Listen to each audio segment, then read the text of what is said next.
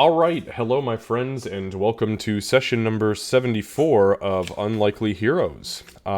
We have done a lot of D&D this weekend. We did about 5.5 hours last night, and we're looking at another 3 tonight, so super exciting. Just a quick note, next week we have a lot of D&D as well. On Friday night, we have our, what is considered Campaign 2, the Wildlands, session, I believe, 34, I think it is. Either way, we have that session on Friday night in place of our regularly scheduled stream, and then we have D&D again regularly on Sunday. So got a couple weeks here where it's going to be packed with a lot of D&D, which is absolutely awesome and fine by me. With that being said, we're going to dive into it. You know how things roll. We are going to do a quick session recap, XP recap from last time, and we are going to take questions, comments, or clarifications before we dive into the thick of the story. So, without further ado, session number 74.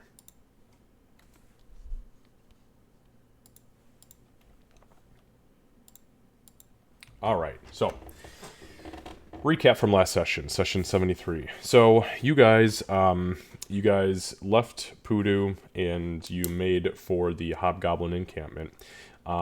You traveled. There was a couple of days worth of travel between the start of the session and the end of the session, and you guys rested one night by yourselves. Then you made your way to the Hobgoblin encampment and then pushed on from there.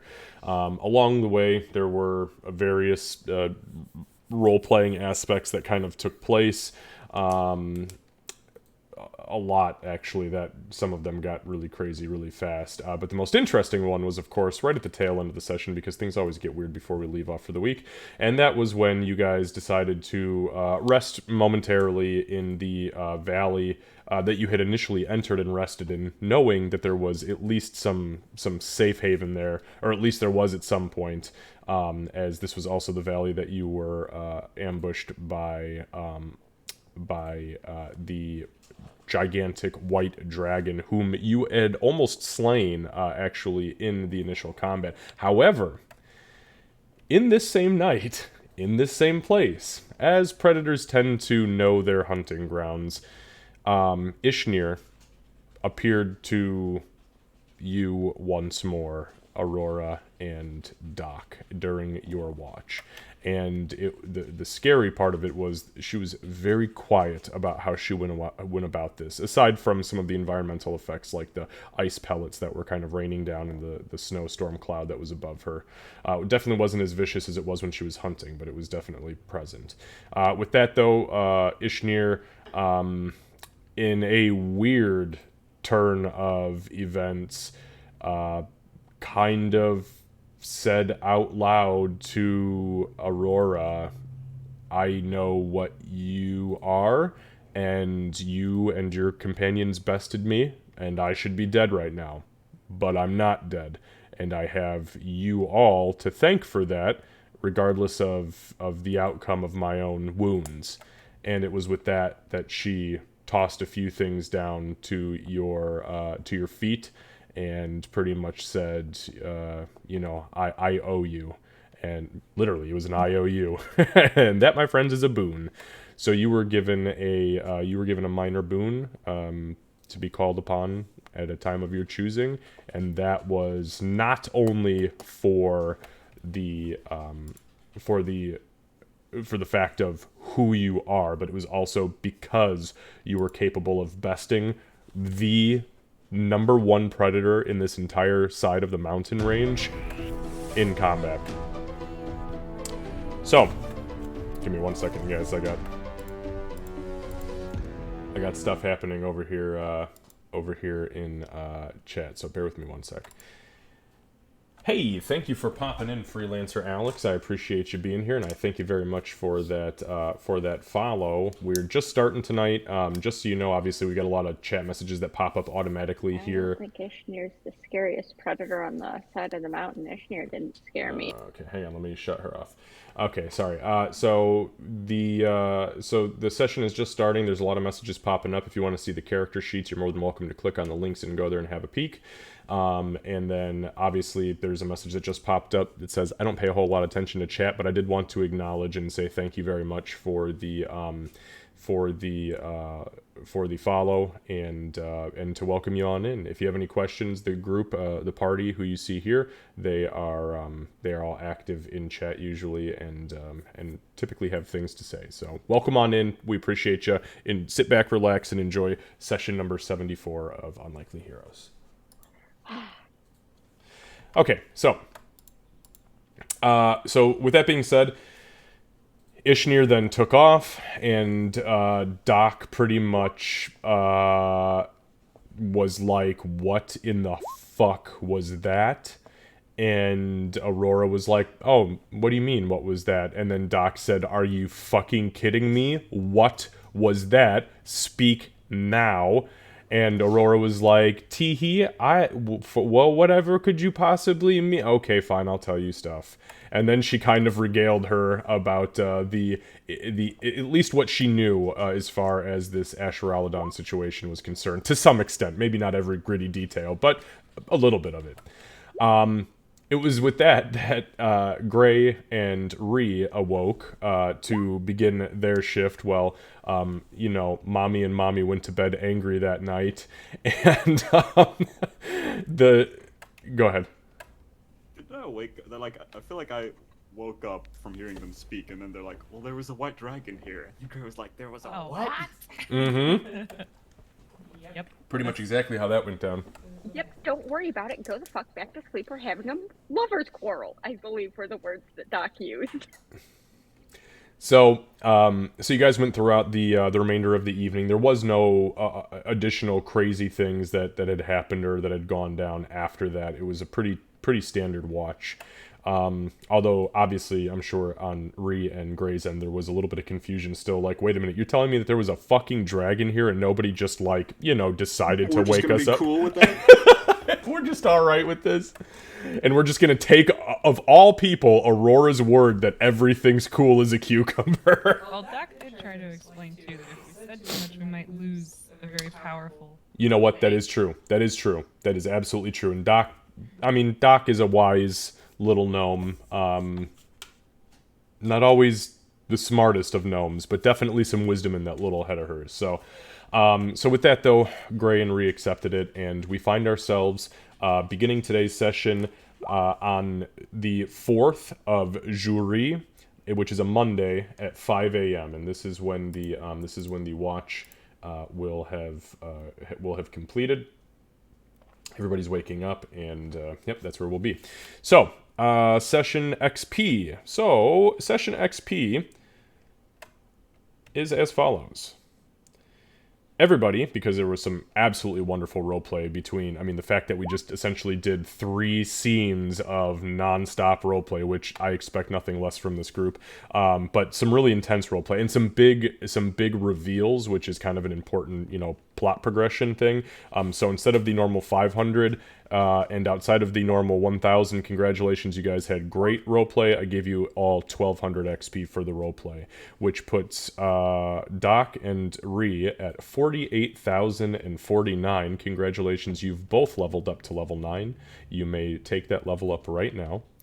Aurora, you are at 45,219. And Gray, you are at 45,981. All right. And because it was a progressive XP gain for the session and you have just finished your long rests, you will be able to benefit from said long rest. So just go ahead and take a moment to take care of that. Shouldn't need to utilize any of the whatever it happens to be that you guys pick up at this level. But that's that. Okay, any questions, comments, or clarifications? No, but just so you know, I'm gonna roll my hit die. Oh, yeah, go ahead and roll the hit die. Okay, 4 plus con. And then add that to your HP. And then just do me a favor.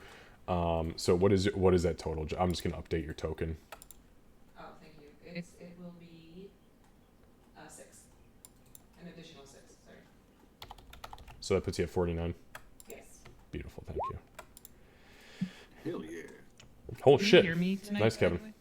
When you were just talking, you got real quiet, and I had a hard time hearing you. But this way is fine. If you talk into the mic, I always hear you regardless of the night. Okay, so Kev, what do you have? A +3 con? Yes. Or is it +4? Hang on, I gotta look. It is 3. 3? Okay, so 13, so that puts you at 119 hit points. Jesus 21 Christ. because I have tough.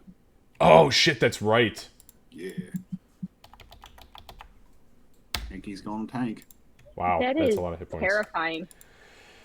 Well, it's even more terrifying when she's raging because... Technically has 240. Yeah. Yeah. And to be fair, this far into this campaign, and just so we're clear, nobody has ever been hit by enemy psychic damage. It just hasn't come up, so. You know what? Actually, that's not true. I believe there was psychic damage from the Lost. That was the one that you guys fought near that the goblin cave. That was the one that was huggy. Yeah, I'm pretty sure that one did psychic damage. Did it? I don't remember that. Doing psychic damage. It didn't do psychic damage to you.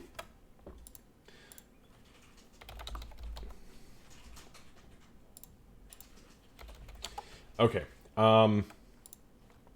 Now I'm really curious. I'm sorry, I do have to look because that... Nope, it was. Yep, Tightening Embrace. 46 psychic damage, but it only deals the psychic damage. So the Embrace is the base attack, then it grapples, and then anybody who hurts it while somebody is grappled, the person who is grappled also takes 48 psychic damage. That's right, that's when Doc died.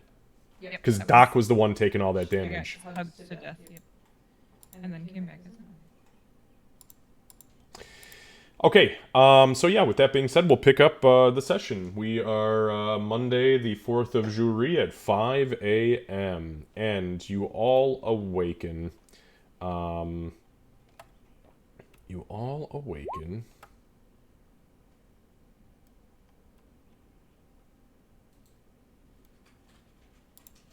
To a moderate wind blowing up and over the ravine that you currently find yourselves in. Nothing out of the ordinary. It's a little bit on the overcast side. Pretty damn chilly. All things considered, you are at the base of the mountain as far as where this ravine is concerned. But it is still pretty damn cold for the season. With that being said, there is no snow, no precipitation that you can tell at this moment, but the sky is pretty dark, so there's a possibility that... Actually, remake a nature check. This is passive because this is still your home territory. Okay. So 10. 10? Okay, it's not a failure. So the smell on the air mixed with how the clouds look and the fact that the wind is blowing the way it's blowing, you would guess that sometime in the next 24 hours there will be a snowstorm in these mountains. So I probably would assume that's going to get pretty nasty. So I'm like, we should probably pack up pretty quickly and GTFO because it's going to get gross and cold here. Gonna get colder. Oh yeah. Oh, this is like summer up here, man. It gets gross. It is already gross. I don't know why you or any of yours choose to stay in any of this. I'd just like to point out that when we got here, You frolicked. frolicking. Yeah, you seem to I actually really liked that. There's still a halfling-sized snow angel over here from when you guys first arrived. See, over there, Yeah, there it was. Take that away. see over there, that's where you were. Nope, that. Let's. Yeah, what was that? What was that, Ree? Yeah, we need to go. Yep, let's go. Grabs pack. Yep, I'm packed. Let's go. I'll make sure she's got all her stuff. Nice. Okay, so you guys, you pack yourselves up. Whoever is taking care of rations for, we'll call it this day, go ahead and mark those off. Or if they're going to be macarons, that's fine as well. Please say it's gonna be macarons. Macarons. Yes. Yes, please, I have nothing. That's the only thing that's going to. Actually, you know what? In character, like, Doc, can we have macarons for breakfast? It's the only thing that's going to make this mountain less. Yeah. You bought them. Yeah. Yeah, Those but macarons they're are good. pretty good. All right, so everybody gets a macaron. They're as delicious as you recall. Though they are unfortunately still they're starting to get just a little bit chewy, which tells you that, within the next week or two they're going to be real stale and tough to eat. But for now they're great. Okay, so what is your guys' plan? Where are you going? What are you doing? I will pull up your world map for you so you've got a little bit of a better vantage here. So we already kind of discussed this last time. You guys are right here. This is like the final ravine where that green circle is. That's like the final ravine before you guys physically exit the mountain pass and move into like Grellian and Helmkarian territory. Like true dwarven grasslands. So yeah, did we still want to try Helmcar? Or I know we wanted to stop by Grell to see if anybody's got a big old diamond, but I doubt they'd have anything there necessarily. Yeah, I might as well check just because on Aurora the way. wouldn't like dwarves. Yeah. Yeah. I have dwarves. Absolutely have their uses. Care to elaborate? Wow, that was the nicest thing I've ever heard you say about a dwarf. Yes, and right now that use is going to be getting us a diamond so we can get your brother back. All right, that works. That works for me. The inside thought there that she absolutely doesn't say is voluntarily or otherwise. All right, so you guys then begin. You guys begin the trek out of the mountains. You kind of bypass the cave mouth where the shrine was, and you skirt around the edges of the mountain. And within literally 20 minutes, you are out of the physical mountain, and there's still snow on the ground where you're at. But another 25 or 30 minutes, and you are in cold grassland. Ahead of you in the distance, you can see a small village perched up on what is kind of a hill. It's not like a steep hill, but it is like a gently rolling hill that they flattened out at the top and decided to build on and then build down around the side of. At the base, there are some fields that look open currently, kind of tilled, as if something was either just planted or something was just harvested. You're not entirely sure. But with that being said, as you are walking, Gray, your turn for weird shit. I mean, it's fair. I ended with weird shit. It's gotta start with weird shit. That is very fair. So Gray, as you guys are walking, you hear a familiar static kind of rumble through your mind. And you hear a familiar voice begin to speak to you. My goodness, Mr. Gray, it's been a long time, hasn't it? Listen, I know my little pussycat's still alive, which is wonderful, and I haven't seen you all in some time. I have information for you if you can find somewhere to scry me from, please.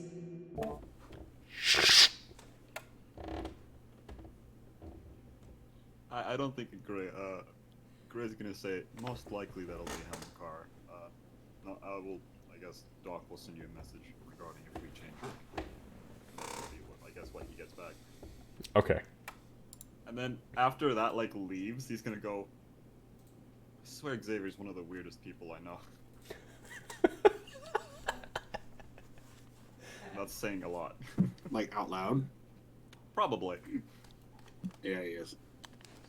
Yeah, he is strange. A little Strange for you to mention mention that. He has his little pussycat. He wants us to meet at. He wants us to scry on him because he has information apparently. He wants us to. I wish I would have known that before. Yeah, speak up a little bit, Candace. It's starting already. I wish I would have known that before I had gotten my spells for today. I'm sure we could probably find someone at Hellcard to, I don't know, pay or whatever. The spells will refresh tomorrow. Bet your bottom gold piece that tomorrow you'll get spells, unless you're dead. Also, if we survive the trip, you can probably change it before we get there. God, the pessimism. If we survive the trip. You're walking through the fucking grass. Yeah, and Oh, great. Take an inspiration point. That was so spot on in character, you pessimistic shit. Hey, it's not as pessimistic as could be. He's trying. No, you're right, but still, it was beautifully said. Okay, so you guys then, you guys are progressing to Grell, is that correct? Yes. Alright, so let me...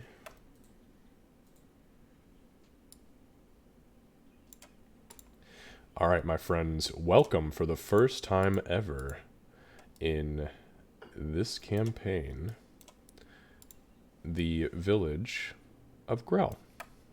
So, as you approach Grell, there's a couple interesting things to take note of. One, again, it's built at the top of a flattened out, gently rolling hill, and it is alongside other gently rolling hills. The entirety of the city, or of the town, I should say, is surrounded by a single-tier brick wall that has one gate facing the northern side, which faces the coast, and then one that faces the southwest. There are no guard towers. There are no parapets. There are no platforms with men standing at the ready. On the at the doors, at the actual entrance gates, there are soldiers standing by, and as you approach, you all recognize the very familiar Helmkarian heraldry of two crossed hammers with a cannon barrel pointing down underneath the two halves, not halves, haft. Yeah, you guys approach. As you approach, I mean, the gates are open. It is daytime. This is like normal, quote-unquote, business hours. And as you guys approach, nobody even bats an eye at you. You're just welcomed in. Once you enter, what you see is what you get. You're not entirely sure what is where, because nobody's ever been here before, but... you can definitely tell that towards the center of town, where the green ping is more than likely a market, as there is a lot of hustle and bustle, and there's a lot of vendors and wares being hawked and whatnot. This over here is the physically largest building inside the town, and it also is the only place where you spot a freshwater well, or what you assume is a freshwater well, so do with that what you will. You arrive. What would you like to do? Does anybody know their way around here at all? I've never been here before. Would I know anything about it? No. I mean, you can make anybody's more than welcome to make a history check about it, just because it is a place on the map, but... Actually, I guess it's kind of close to where I live. Would I know my way around Grell? So you've not been in Grell, as dwarves and goblins are typically very hostile. Yeah, you don't really take, field trips here in between raids, but... You've more than likely scouted upon it. So if you want to roll a history check, we'll see what you maybe can recall about scouts reports and whatnot. I got a dirty 20. This is probably well outside of our camp's range, right? Way outside of. You wouldn't even dream of coming into dwarven territory because they know what you're about.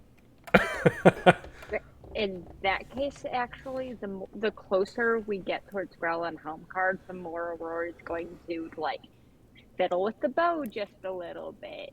Just have the darting glances and stuff. Some of the old just mannerisms, like she did way back at the Sunless Citadel. Okay. I have no idea.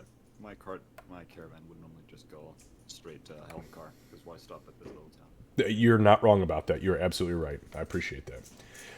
Okay, so you don't remember a whole lot about this place. The only piece of information that you remember about this place is and the reason why you guys never had like full frontal assaults on it is because it is the only place that is home to an orphanage within dwarven territory. Like, this is the place where dwarven children, well, children from all over dwarven territory are sent to live after they are orphaned due to war and combat. And it is named... it is the orphanage is named Moradin's Children. Sorry, say it one more time. Moradin's Children. Doc, you on the other hand, although you've never been here, you do definitely know that there was a lot of that you do know that there was a lot of talk about this place because of the orphanage. Not only was there a lot of talk about like orphans from dwarven territory, but there was talk about like orphans from elven territory, gnomish territory. There was constant talk that you picked up specifically because you are also an orphan, technically. So you always picked up that little bit of note. This was kind of like on the bucket list of places to come.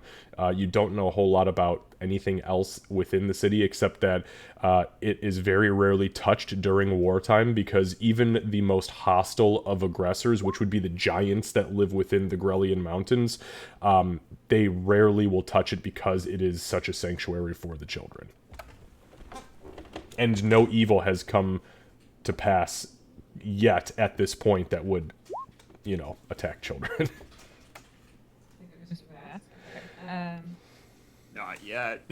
Right, I noticed the yet. But wait, there's Gray. Okay, so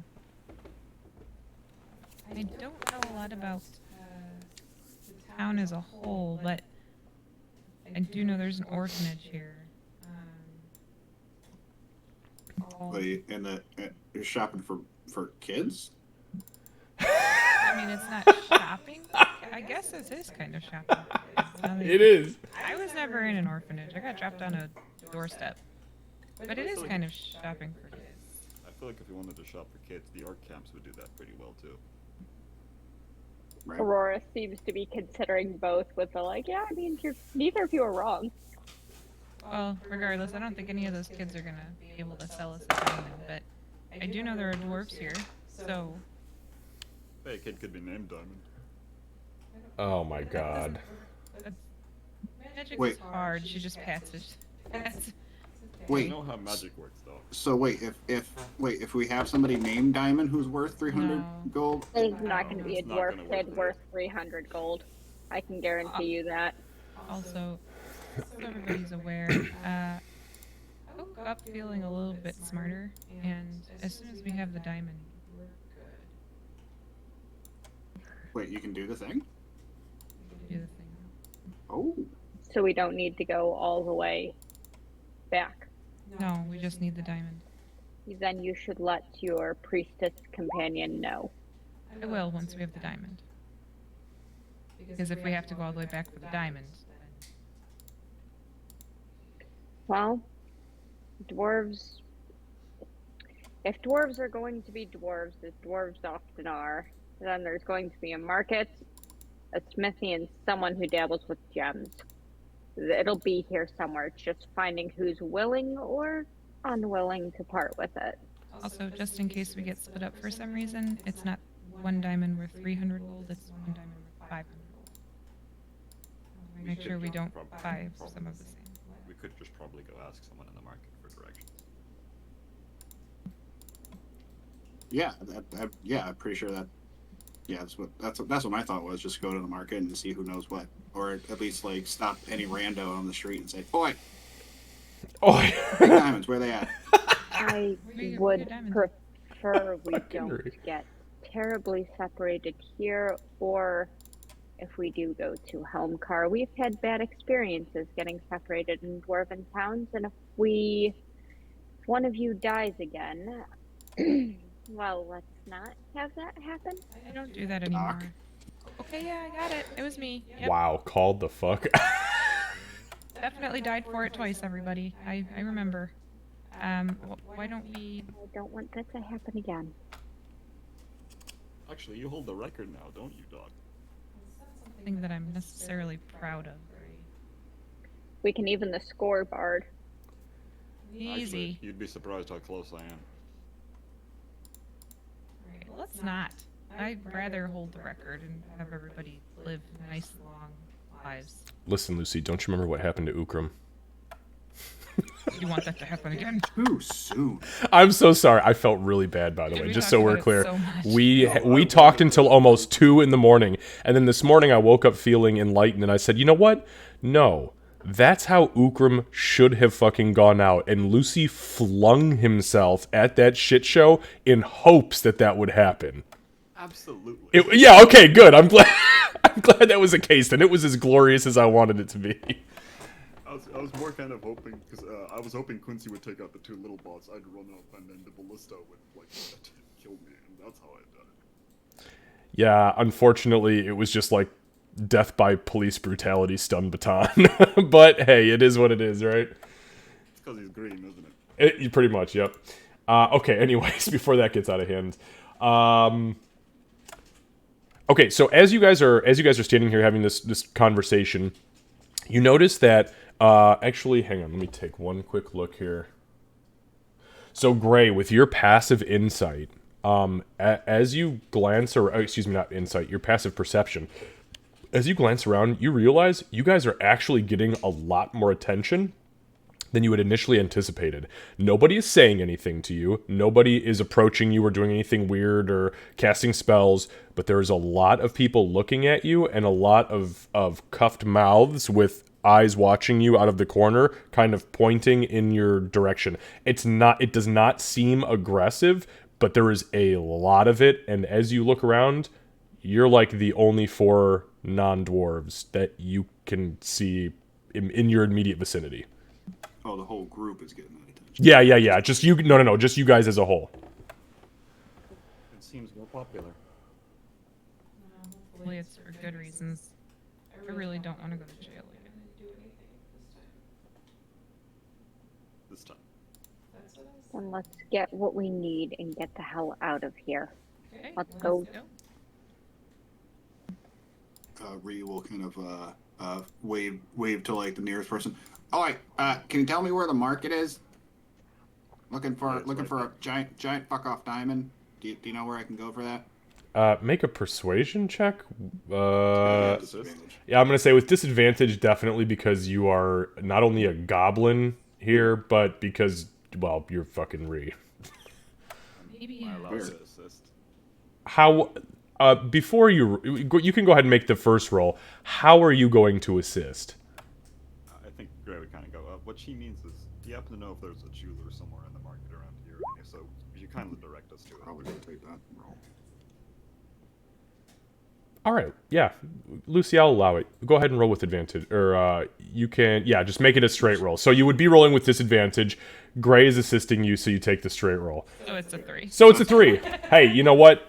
It is what it is, right? The dice have spoken. It's very difficult for me to do worse than that. So this middle-aged dwarven woman with this absolutely gorgeous dark brown hair woven into like 6 braids that ties down into 1 in the back. She's wearing probably more than likely like a tavern or stable girl's smock. She stops and looks at Yuri and she goes, and before she can get anything out, she looks up at Gray. Gray finishes saying the jeweler thing, and she goes, "I'm late for work, if you'll excuse me."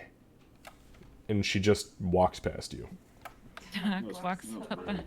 She walks up behind Ree and does like a boxer shoulder massage and goes, "Okay, maybe next time, don't scream with the diamonds and say it in Dwarvish." Oh, okay. Yeah, got it. Dwarvish. Why don't So maybe just I- ask for a jeweler. Okay, I'll run up to somebody else and ask for a jeweler in Ree- Dwarvish. Is it happening?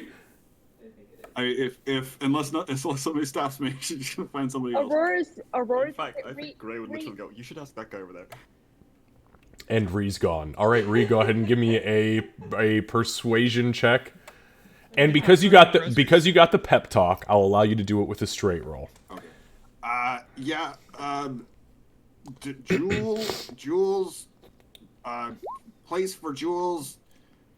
Hut for selling. Where? And you're saying that in Dwarven? Yeah. Okay. She's very bad at it. She speaks Dwarven, but she's bad at it. Yeah. So this older dwarven man turns around. He's got his sideburns have been completely shaved off, and he's just got his goatee tied down into probably a belly length braid. Excuse me. And at the end of it, there is a clasp of gold and a large golden fist hanging off the bottom of it. And he squats down to kind of like meet your level, and he looks you in the eyes, and he kind of claps you on the shoulder, and in Dwarven he says, "That's some Dwarven you know there, girl." And then he switches to Goblin, and he says, "You look for Jules. You go out wall, north, speak to Battlehammer." And then he switches back to Dwarven, Battlehammer, thank you. Very nice. and he kind of like he says, he switches to Dwarven and goes, "Can you slow down your he switches to Common. "Do you understand the Common tongue?" Oh yeah, no, I totally understand. Oh, so much. Just, yeah, no, it's a little hard. It's a little hard to wrap my mind around every once in a while. But yeah, no, okay, yeah, the Common's fine.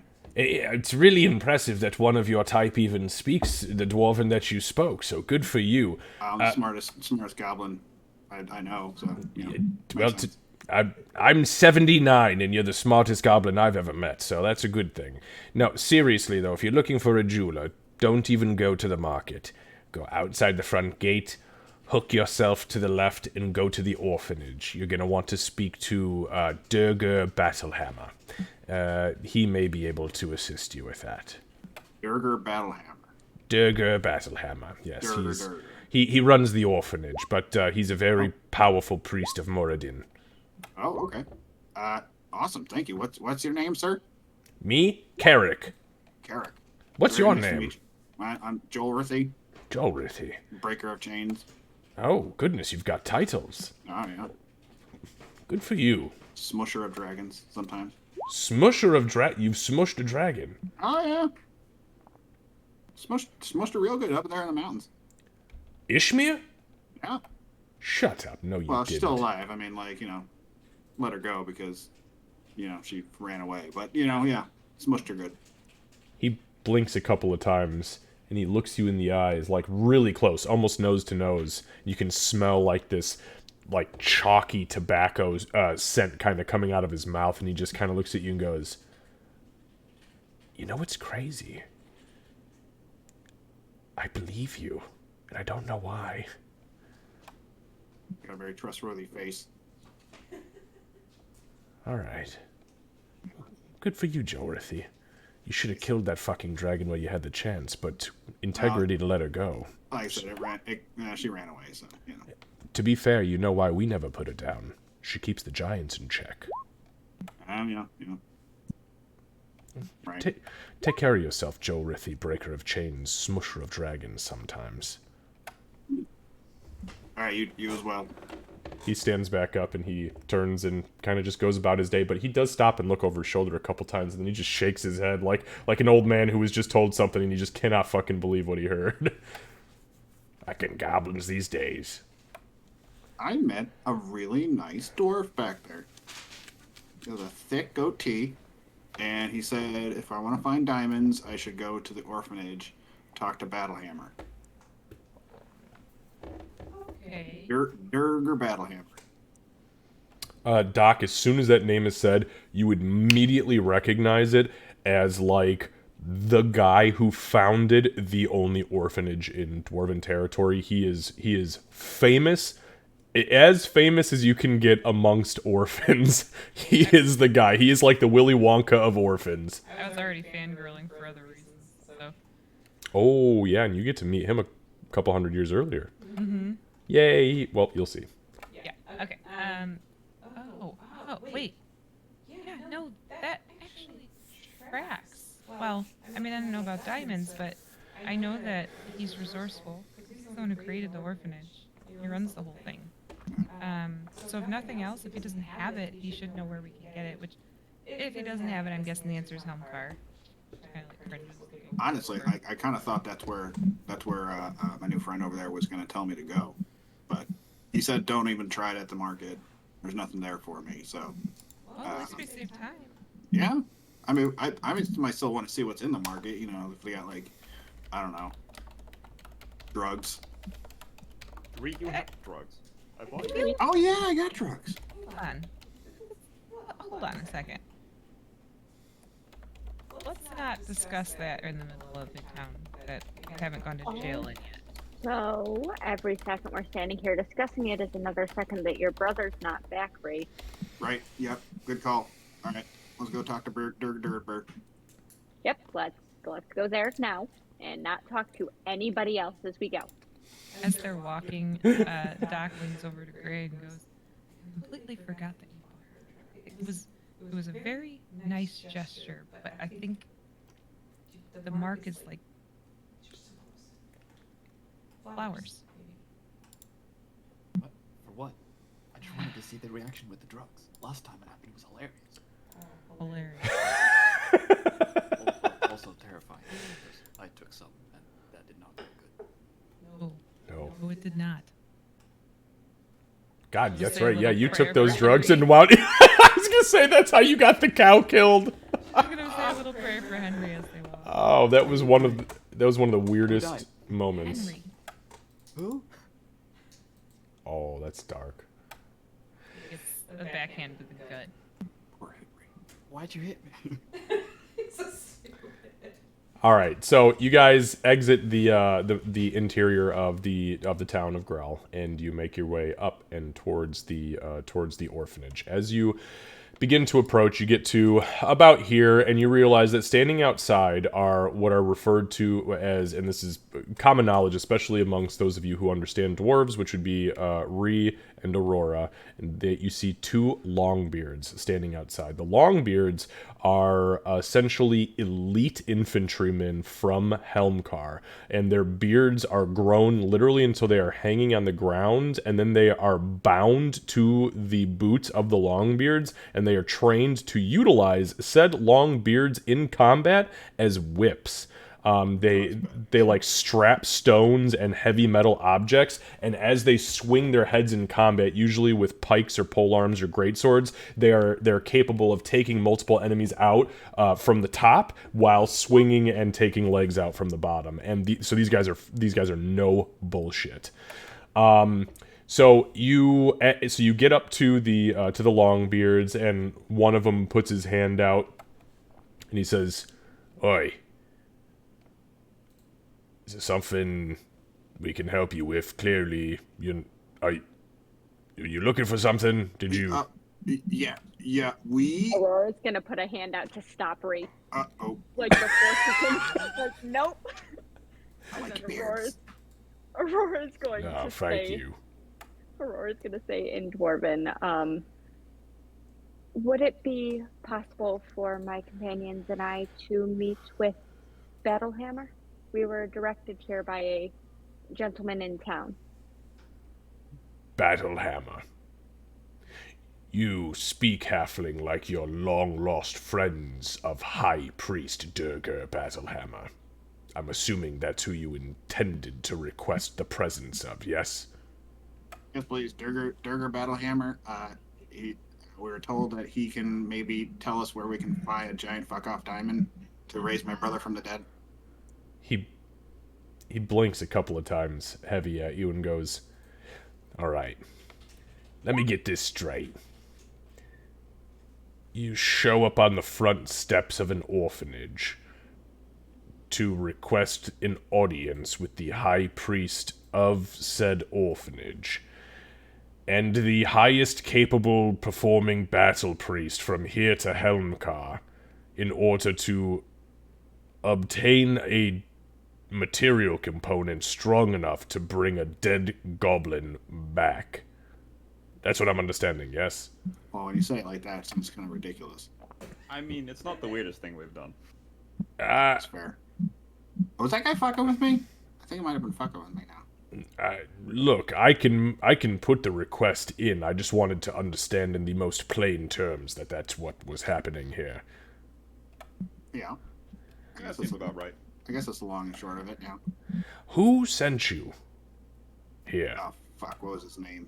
It was dude with a beard. He had like a fist on like in his braid and his beard. He blinks 3 or 4 times. He goes, you talking about Iron Fist? Maybe. Alright. Give me a moment. All right. And he turns and he steps inside the doors of the orphanage. As soon as the doors of the orphanage open, all you hear, it sounds like walking into a fucking daycare. Just kids screaming and running around. You hear a plate shatter and you hear this old woman, "Oh no!" Just everybody is in fucking chaos. And outside, you see kids are running around, like, not necessarily around you, but they're kind of being herded like sheep by these old dwarven, maids. And they're kind of going cuckoo. But I digress. A couple of minutes go by. The guy steps back out. The Longbeard steps back out. And he kind of adjusts his belt. He tugs at his beard, which, as it's splitting into 2, is wrapped around one each foot. Now you notice that there are 2 large iron balls attached to the end of both tails of his beard. And he kind of steps forward, and you hear the ka-ching, ka-ching, I ka-ching. wish I could grow a beard like that. He says, High Priest Battlehammer will see you. Oh shit! Really? He's a very accommodating individual, honestly. He's one of the best men I've ever met. If you were to show up to my front door asking me crazy questions like that, I'd probably have decapitated you, but... Oh yeah, no, that happens a lot. Well, I mean, people don't like it when I come asking for things. That's fair. Right. So, if you just follow me inside, I'll bring you to him. And he turns and he opens the door and he kind of like looks out at you expectingly and he partially bows and just waves his hand inward. Thank you. Thank you. So you guys, as we Go talk, ahead. Gray's probably gonna like lean over to Doc and go, Wait, so an orphanage is just a place for kids? Like, just kids? Yes, just children. Nowhere else to live. Nobody else to love them. I thought that's what the orc camps were. Oh, there's no one there. You've met she. Well, no, they do love you enough to give you something to drink. And, eat. Please tell me I can hear this conversation. Oh, clear as fucking day. They're not hiding it. In that case, go line over. Oh no, they didn't give us anything to drink. We earned it or we had nothing. Yeah, but you were outside the cages. That's a different story. You guys got to deserve it. If we earned it, yes. Let's talk about this later. An orphanage is a place for soft dwarven children here, it seems. are there just dwarven Buddy. children? So no. So here's the interesting thing. As you actually breach the front doors, you enter an absolutely massive, what would be considered grand banquet hall, okay, as far as medieval terminology is concerned. Stone from floor to ceiling with large marble columns that are black and white run the length of this probably 100-foot long and 60-foot wide hall. There are tables, 3 sets of long tables that run the length of the entire thing. One that runs down the center and one on either side of the marble columns. There are easily 50 children inside here that are ranging from ages newborn all the way through probably right about the 18 range, maybe a little bit less than that. But it's tough to tell because here's the kicker.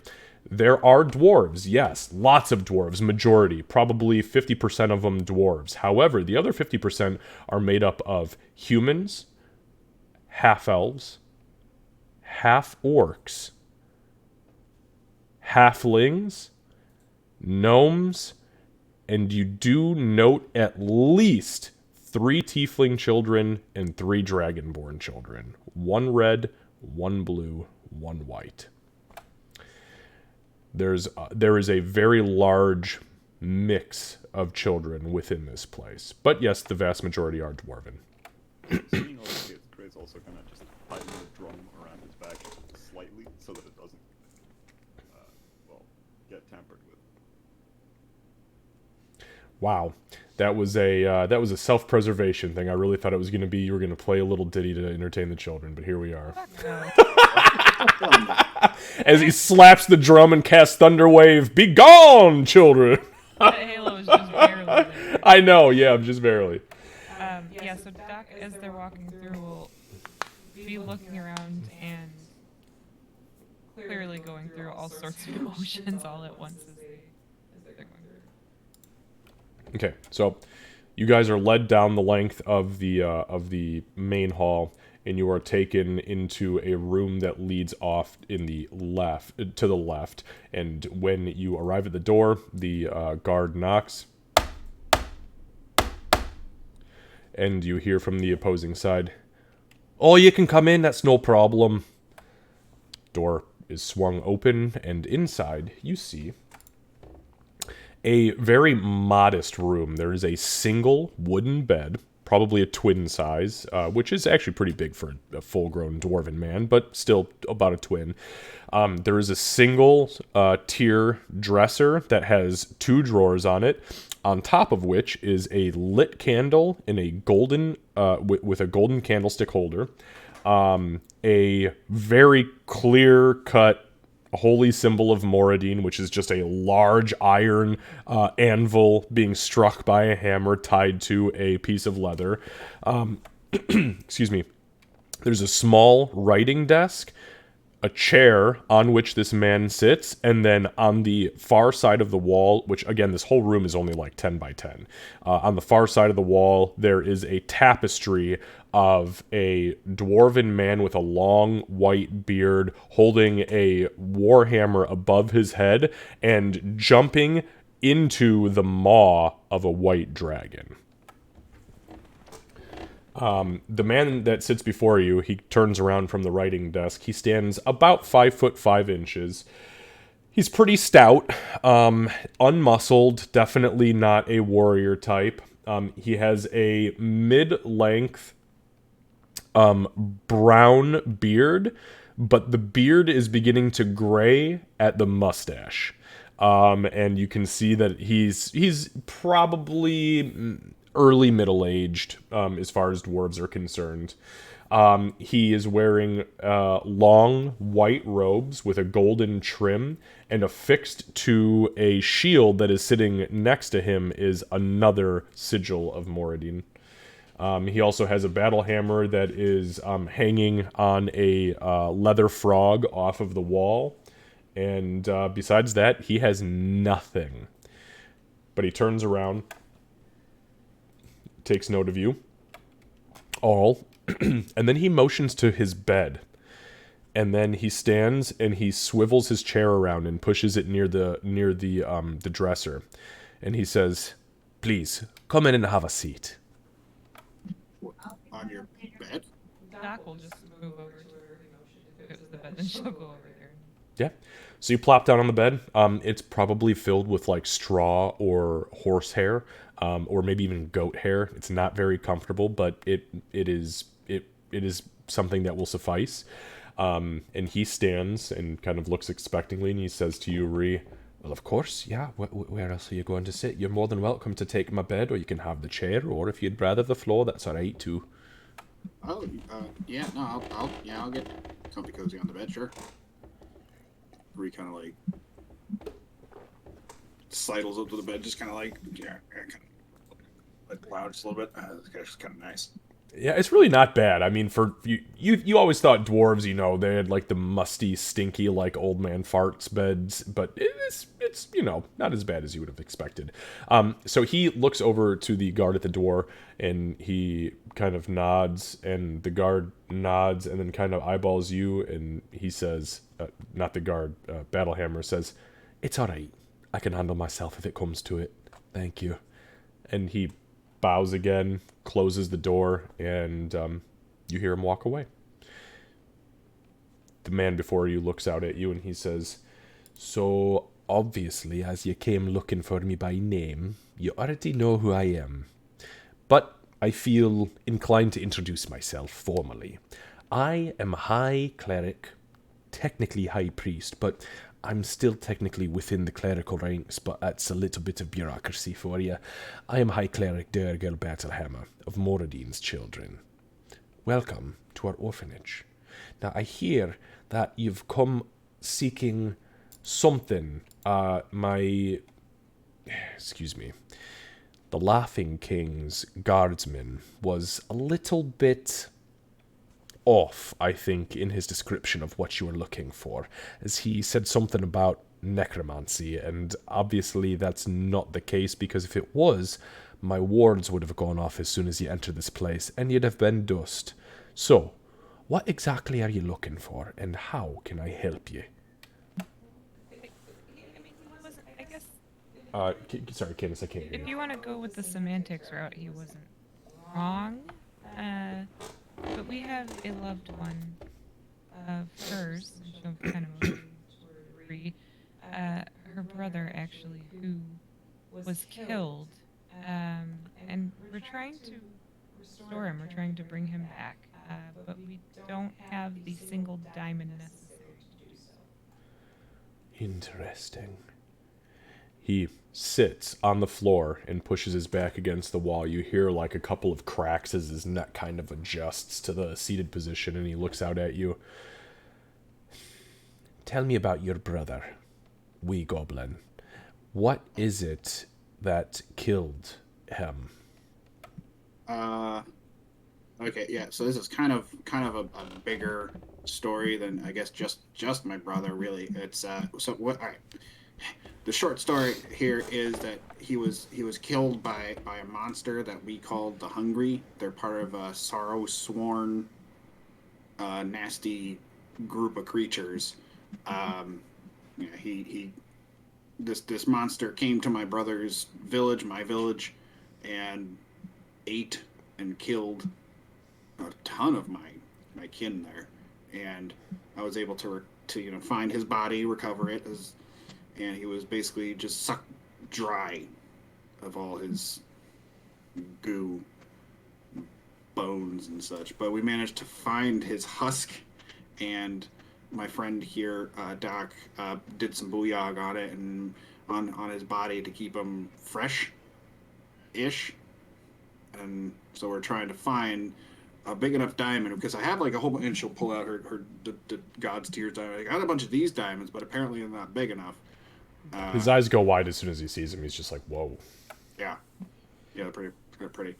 But apparently, like, I can't just use these diamonds. We got to use like a big fuck off diamond, like the size of my head diamond. Apparently. Don't say fuck off to the priest. Oh, sorry. No, it's all right. It's all right. I mean, to be quite honest, and if you are, and he kind of points at your holy symbol, if you are truly a Glitterbright, you understand that the diamond necessary for a resurrection or even a raised dead is pretty fuck off. Yeah. It is. We just didn't want to be rude. There's no need to hold back. Yes, please. If need be, I do have the corpse body on me. He kind of looks you up and down, searching obviously for a bag of holding, and he goes, I'm a wee bit confused here, but alright, I'll bite. Yeah, would you mind if I sold the corpse? Sure. Or husk, as you called it. I was gonna reach into his pocket and pull out this like little black ball and start kind of Pokemon style. And then start opening it. Give me just 1 second here.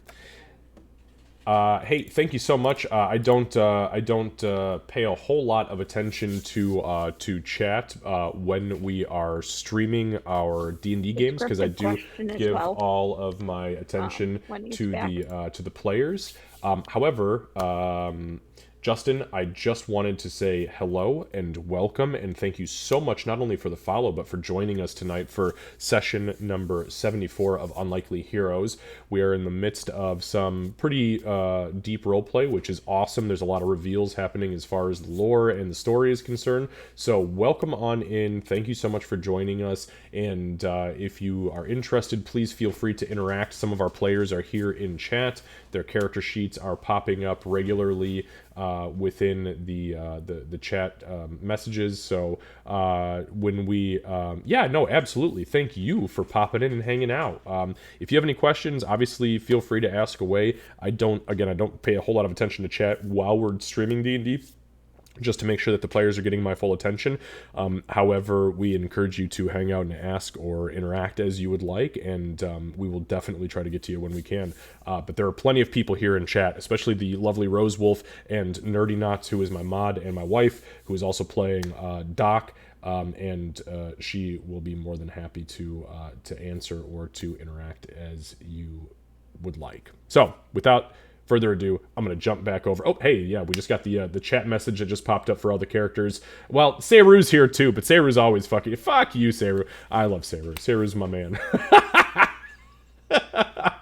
Seru is great. Yeah, Seru is also here. And Torrid is here too. Yes, we've got both my... Hey, woo, woo, woo. All right, sorry, guys. Everybody's here. Thank you all for being here, guys. I do love you all. I'm going to jump back over and give these guys my attention now. It's not like his husk is going to cover that much. A, he was a goblin, and B, he's a husk. True, but I don't think I'd open it too wide, like I said. Okay, so you said you lay the portable hole down, Gray. You flip it open a few times, and then you take the husk out. Yes. Yeah. Okay. Actually trying to keep the coins on. Yeah. Yeah. So go ahead and make a dexterity check for me while you pull the body out. You're strong enough to do it, barely, but let's see if you're. I'm not very dexterous. Can I Did help you you with drop that? Chuck? Never mind. Okay, good. He's actually doing okay. He leans in and he gingerly picks up the remainder of what is the husk of Chuck, and he lays it out, and the priest Battlehammer, he looks down over it. He doesn't even stand up to get to it. He actually like gets on all fours like a toddler and kind of crawls over to it and then sits with his butt on the ground. His legs are kind of tilted to one side and he leans in all the way down to where the coins are and he takes a deep inhalation. He just goes...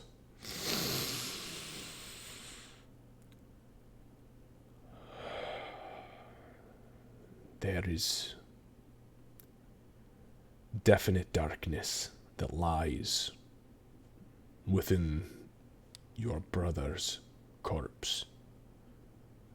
But thankfully for all of you, you have a Glitterbright capable of staving off the foul entropy that drips within his very being.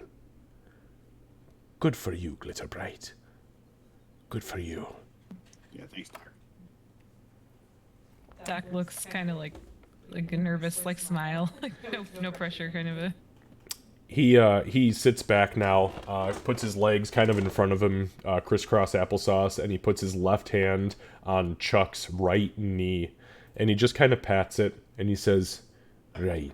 So, am I to understand you don't have the material components necessary to perform?" Well, he looks down at him again. Shit, I can't tell even how long he's dead. He's so messed up. How long do you have? You're a woman of faith. You know your resurrection ability. What does he require? We have a couple of days for Reinstead. And how long is it until your gentle repose runs its course? I think 4 days is what I had determined. Right. And I'm assuming you're keeping it close to your heart in case you need to recast it. Yes, I haven't let it leave my memory. All right. Well, the good news is you can allow it to flee your memory if necessary. If need be, I should say.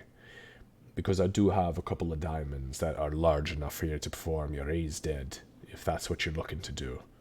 Oh, yes, please. The problem is that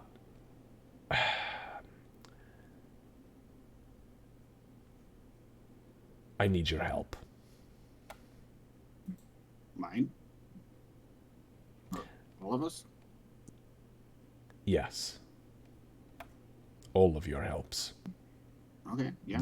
The group as a whole.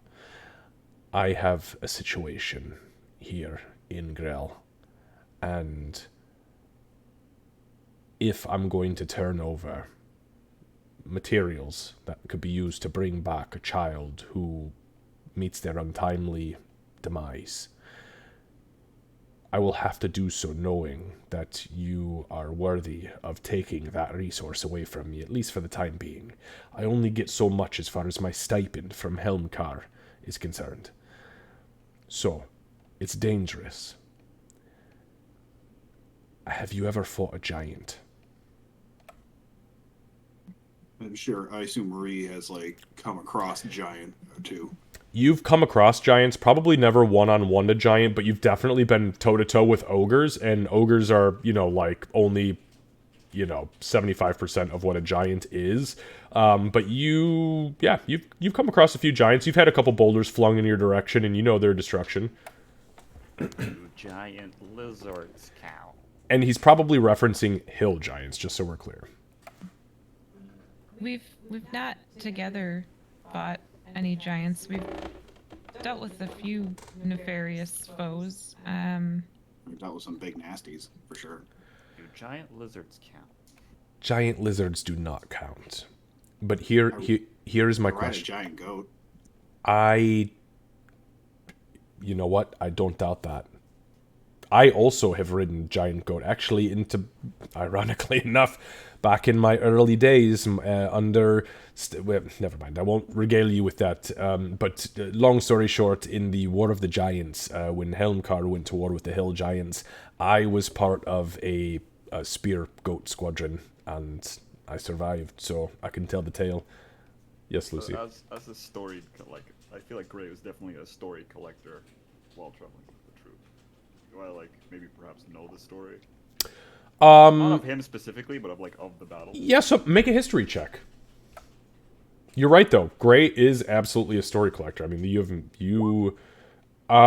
so you have heard, you don't know the story, as he has not gone into depth on the story, but you have heard that, yeah, so during the early era giant wars between the Helmkarian people, before Grell and Grandhelm even existed, there were squadrons upon squadrons of dire goat mounted soldiers, of dwarven soldiers, who wore full plate armor, carried spears or lances and large shields, and then they up-armored their goats, and they rode them into battle against these hill giants that were assaulting them, and they fucking steamrolled them. I mean, they lost tens of thousands, but they also slaughtered almost to the man every giant that faced them.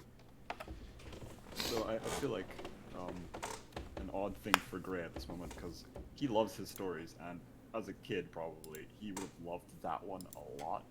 So on the point of that, Gray would definitely switch to be like, wait, you were in that? Hold on, you have to tell me more. He blinks and he goes,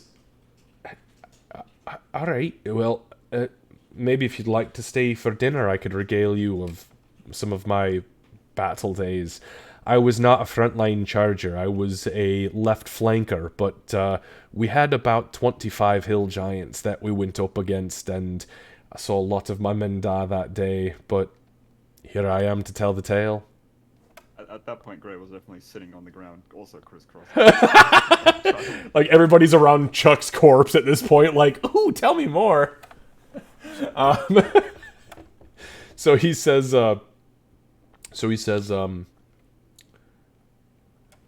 so here's the situation.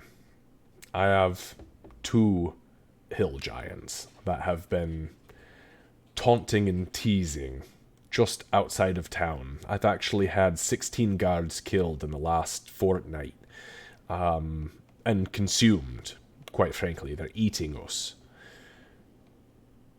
I'm going to go through you one at a time, and I just need you to tell me if you're interested in assisting me in eradication of these giants who are clearly rogues to their own people, as we've had peace with the giants since the days of the early wars.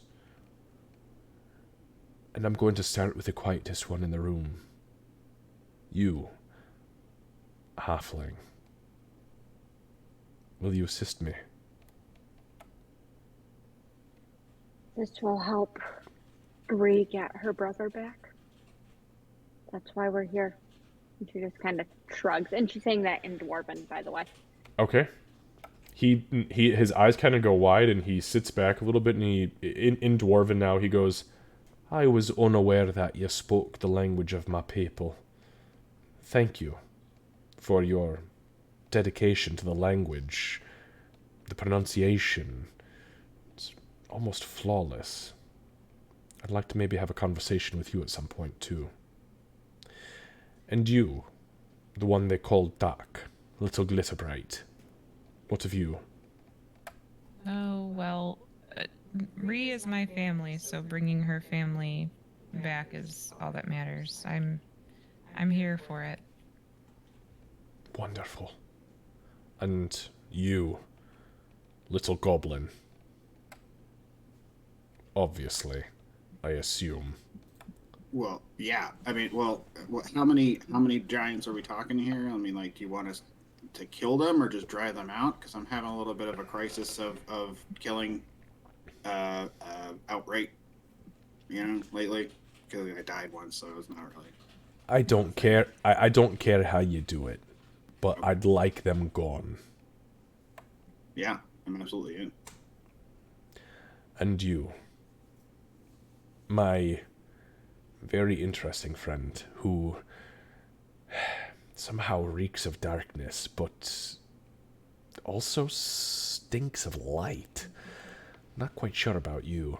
It's weird, right? It's strange. I see your eyes, and the halo is just barely visible, but there is a darkness about you that is almost intimidating. I get that a lot. As for whether we want to do this or not, absolutely. We've hunted shadowy monsters, Reeves fought dragons. I mainly watched that one. Yeah, why not giants? So they had a great story. He nods a couple of times, and then he gets this huge shit-eaten grin on his face, and he stands up and he goes, I knew I could count on you. People, adventurers. What happened to the good old days of adventuring bands? Smart people who find themselves bound together for a solid purpose, something for the good of the people, throwing themselves into the thick of it, throwing their lives away if necessary in order to keep the innocents moving, the cog constantly turning in the great wheel that is life. Give me a moment. And he walks out of the room. What did you say to him? To Aurora. That's right, you don't speak Dwarf. He looked really worried. He was complimenting my pronunciation. You sounded very dwarfy. With how little you speak, I'm pretty sure he did, because I don't think he knew you could speak. No. The quietest one in the room is always the one to be aware of. Gray. Aurora's gonna kind of smile at that, but then look back to Doc and go a little more serious. I told him that it would help bring her brother back, and that's why we were here. Oh, it's almost exactly what I said. Oh, okay. She seems content. What did you think that I was going to say? I don't know. His eyes got really big as soon as you talked. I didn't. Maybe you said, you know, this isn't my first time in an orphanage. Last time I went to jail. I didn't make it into the orphanage last time. That's I true, was they directly just- outside. Hey, And can I just They can I got just you say, first, just saying. Can I just say how much I appreciate you guys doing this for me? I mean, I know you don't have to, but this is a big deal. I really thank you. Of course, Ree. You would do the same for any of us. You'd do more. You've done more. Come on, Ree. We have to save your village. The least we could do is finish off the family. We also You gotta complete Wait. the story. Can't have it halfway. made a commitment and shit, and yeah, we don't break our word.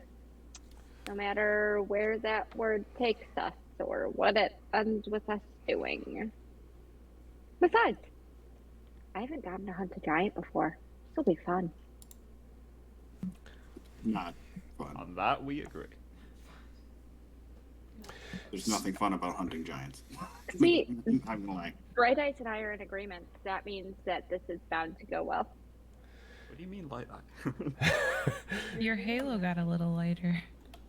What halo? So at this point, the door opens up again, and in comes Battlehammer. This time, he is carrying three things of note. One is a large bowl that is inlaid with silver and completely empty. He's also holding in his right hand a large, full to the brim pitcher of water.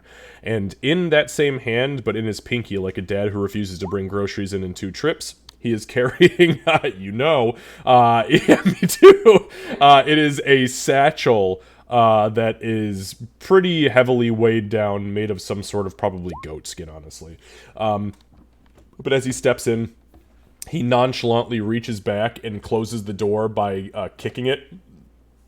He walks over to the desk and he sweeps the cup. He had like a couple pieces of paper and a book. He sweeps it off and onto the floor. He sets the bowl down. He fills the bowl with the pitcher of water and then sets the now empty pitcher down. He turns back to you, Ree, with a shit-eaten grin on his face, and he says, "So you said you had a couple of God's tears on you, is that right?" Yeah, they're right here. And yeah, she'll produce, what was it, 4, I think? So he looks at the 4 in your hand, and he plucks 2 out of your hand, and he puts them into the satchel. Then he reaches into the same satchel, and he pulls out 2 diamonds that are much... Give me just 1 second. Sorry, guys. We just had a little guy walk in.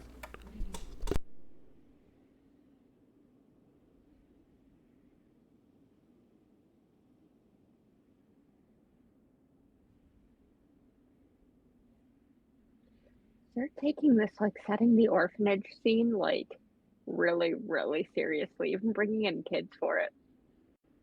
It's commitment, man. This truly is a level beyond.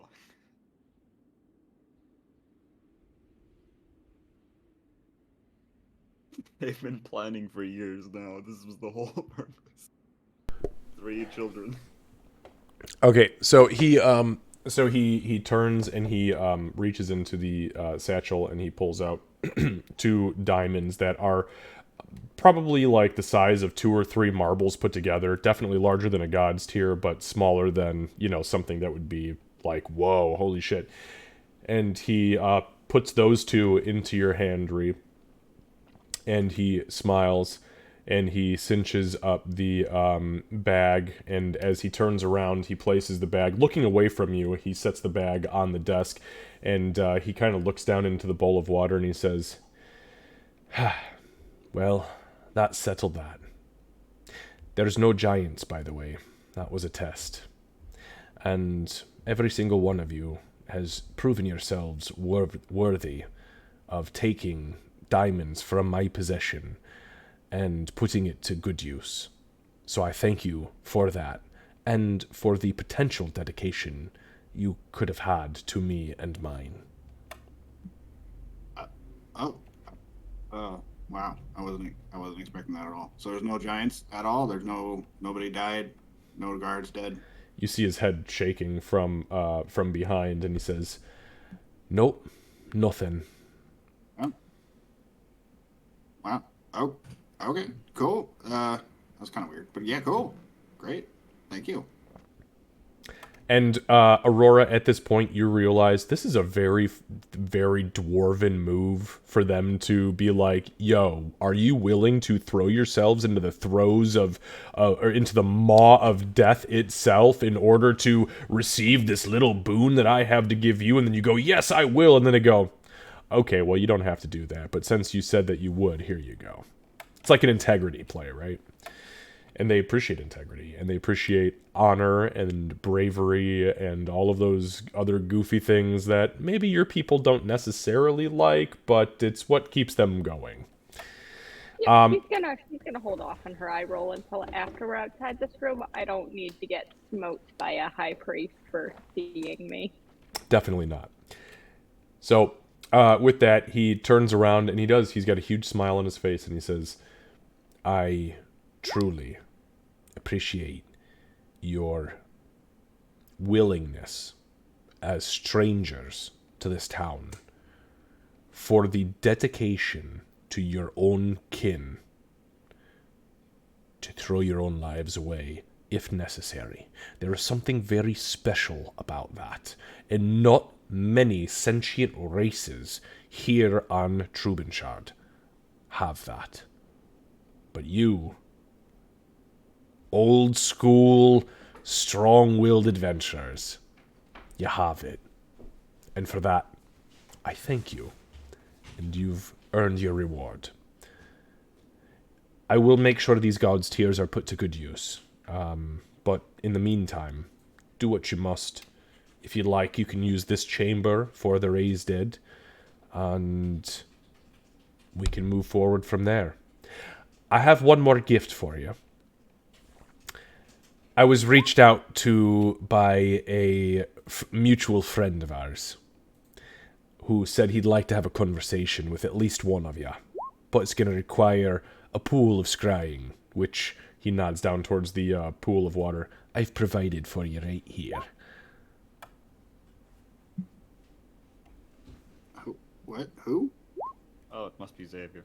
Oh. I did say he wanted to describe with us earlier. He nods and smiles. He said, "That tricky little shit reached out to me early this morning. Actually woke me up before the children did, and told me that we might have mutual friends arriving here today.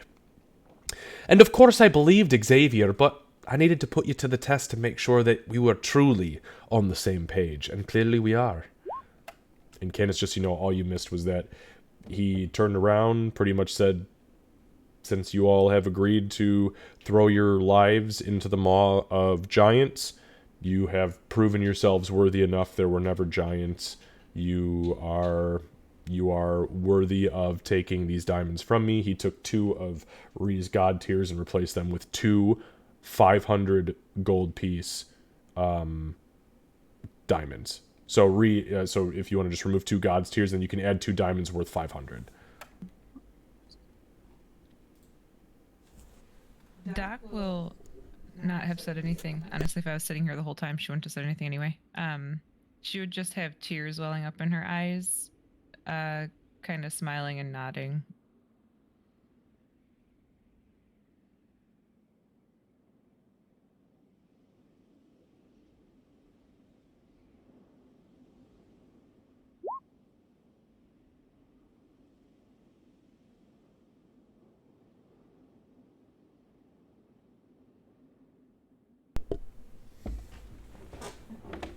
All right. So, all right. So he kind of points down at the bowl, and he just kind of takes a couple steps back. All right. So your ritual can happen wherever you'd like. Just please don't do it out in the open. It'll scare the children or the townsfolk. They don't really understand this level of divinity. But you're more than welcome to use the room if you'd like. I could step out, and whenever you're ready, you'll just need to plant your face into the water. I haven't asked. Have any of you ever performed a divination or scrying?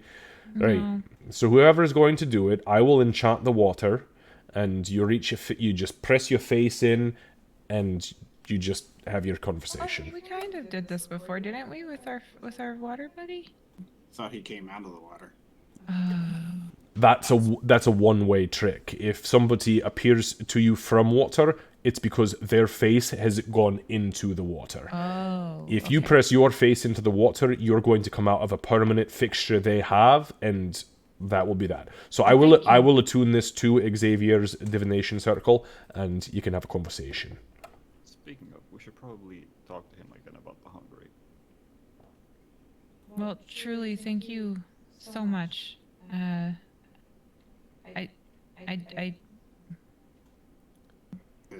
This means a whole hell of a lot to me. Put yourself in my shoes, little goblin. 4 strangers walk into my orphanage, out of nowhere, coming down out of the Grelian Mountains. Request my presence, and then request not just my presence, but my diamonds. And then, without knowing anything about the details of the situation outside of the fact that I need them to kill a couple of hill giants, which is a big task for anybody, regardless of who or what you are, you accept it because you are so dedicated to bringing your own kin back. How could I say no? That would be crazy. Well, you had mentioned that these were for the children. Can I offer another, at least one more, or some of the same value? I feel. I have 2 more of those. He shakes his head. He says, no, because I know what God's tears are necessary for. I've heard the tales, and I've thankfully never had to use one for Revivify, but I understand their value. Keep what you have. I'll take mine. Xavier vouches for you, and quite frankly, if that crazy bastard has a good word to put in about anybody who can then also prove themselves through willing dedication, as you've just done, you're alright in my book. Well, if you ever need anything, feel free to send a message. I'm Doc Timbers. I will do whatever I can to help. He stops and he puts a finger out. Wait a minute. You're Doc Timbers? Well, I was adopted. Do you happen to know a little gnome by the name of Erky? Yeah, he's basically my cousin. Are you serious? Yeah. So Erky and I studied at the same academy in Helmkar about 55 years ago, before he branched off to become a Glitterbright, and I branched off to become a Moradinian. I kid you not, we studied the same battle tactics for 3 years together. The only Timbers I ever met. I've heard there's a lot of them out there, but Erky's the only one I've ever met. Luckiest little shit I've ever met in my entire life. He's ridiculously lucky. Yeah. I almost saw his skull get crushed in by a statue toppling over in the main hall during a combat exercise the one time, and he rolled out of the way and he sneezed so hard forward that the statue fell behind him and crushed. If he wouldn't have sneezed just at that moment, I kid you not, dead. Well, we happened upon him in an underground, upside-down tower. He was trapped in a cage. That's the last time I saw him. So yeah, he's definitely lucky. I like to think I took on a little bit of luck from the Timbers, even though I wasn't born even this way. Well, if there's one thing I know about you Glitterbrights, it's that you know how to harness luck, regardless of what your situation is. Yeah. Right. On that note, just give me a moment. Thank you. Looks over at the bowl, and he reaches into a pocket that's in his robes, and he pulls out a handful of some sort of herb and he drops it full force into the water. As it hits, there's a flash of golden light, and he looks away while muttering an incantation. He looks back down into it when the flash subsides, and he traces something into the water with his finger. There's another pale glow, and it continues to illuminate ever so dully. It's very, like, probably about the equivalent of like a candle flame coming off of it, but the water is now alight. And he turns and he says, I'll give you the room for a couple of hours if you'd like to just take care of your business, and I'll lock it from the outside and make sure that one of the Laughing King's Longbeards keeps any undesirables out. All right? Thank you. Yeah. Have you eaten today? This morning. Yeah. She gets really... Macaroons, yeah. Doc gets really excited and reaches into her bag and pulls out a gnomish macaroon. And kind of like... He kind of looks down, he's like, holy shit, I haven't seen that since the days of the academy. She'll hand one over to him and say, this is literally the least we could do. No way. Lemon poppy. That's great. Thank you so much. I greatly appreciate this. He pops it in his mouth, and as he begins to chew, you just see his whole face loses the dwarven tightness and the stoutness, and he just goes slack, and he just smiles, and you kind of, as he opens his eyes, you can see water kind of, not tearing up, but there's water there, a little extra as he's feeling emotional, and he goes, oh, that takes me back. Thank you. I'll have some chicken and stew and potatoes brought in for you momentarily, and then we'll lock the door from the outside and give you, let's say, 3 hours, if that's all right. Thank you so much. Thank you, Mr. Battlehammer. Could I call you Mr. Battlehammer, or? That's all right by me. Okay. Thank you. So he steps... Oh, sorry, go High ahead. priest, speaking in Dwarven, would you like any assistance grabbing anything? They can begin the ritual without me here.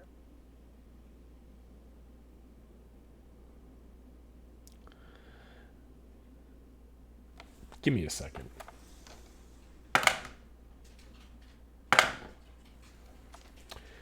He kind of looks you up and down, and he looks at the group, and he goes, all right, you can help me carry the potatoes.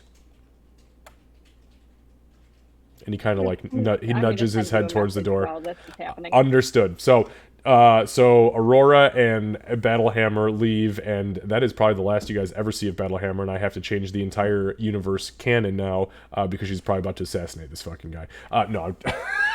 Oh, if you do that, I got 2 characters coming after I was going to say, there's characters through multiple campaigns not happy about this shit. I am not an assassin. I shoot them to their face.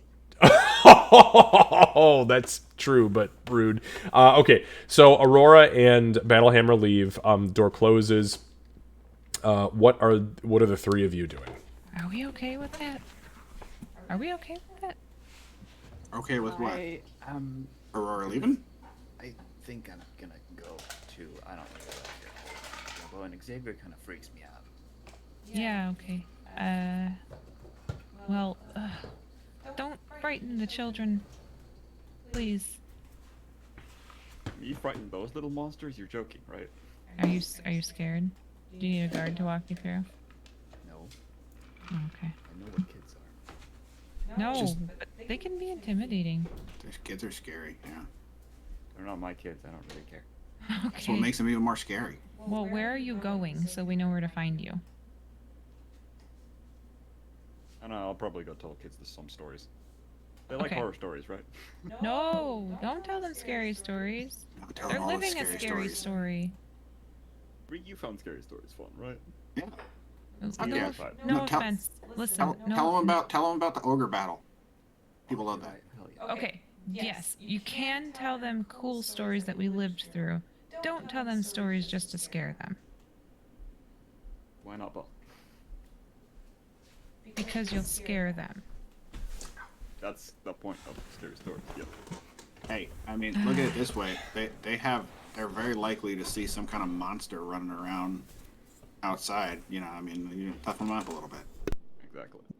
Anyway, besides, I won't use illusions for the scary ones. Why? Or I So what will, makes but it'll be more of a surprise. Okay, there you go. I'll ask them permission first. What, to scare them? They're not gonna say Oh. yes. Just fucking do it. You know, if they want a scary story, sometimes kids just want one. Oh yeah, yeah, yeah. Some of the older ones might like it. I should probably ask Battlehammer if I'm allowed to. Okay, so So Gray is gonna basically go. He's gonna ask Battlehammer if he can tell the kids stories because he doesn't want to go too far, and then basically tell them one regular story of their adventures, and then immediately ask them if they want to hear a horror story from there on. Just tell them horror story. okay. So go ahead and give me a performance check as you're doing that. Doc and Ree, what are you doing? This seems like a good use for DM inspiration, so I wish to use it. Okay, yeah, you can use it. I mean, you can roll your first roll, and if you don't like it, you can always roll afterwards. You don't have to declare it beforehand. Oh, that's really good. I think that's good enough. That's really fucking good. These are children. Okay, so you're starting with. You said you're starting with a scary story, or you're starting with the pleasant story? Regular. The Regular? Okay. So you tell the which story are you telling? Is there anything in particular, or? I think it'll be like the ogre battle with Ree. So you tell this as you're telling the story. There's probably about 5 or 6 kids who sit down, and you know they start like interrupting you immediately, and asking like, "Why are your eyes, glowing?" And then like one kid like keeps trying to like swipe at your halo, but which you don't even know exists. But he keeps like swiping above your head, and you're like, "What the fuck is going on here?"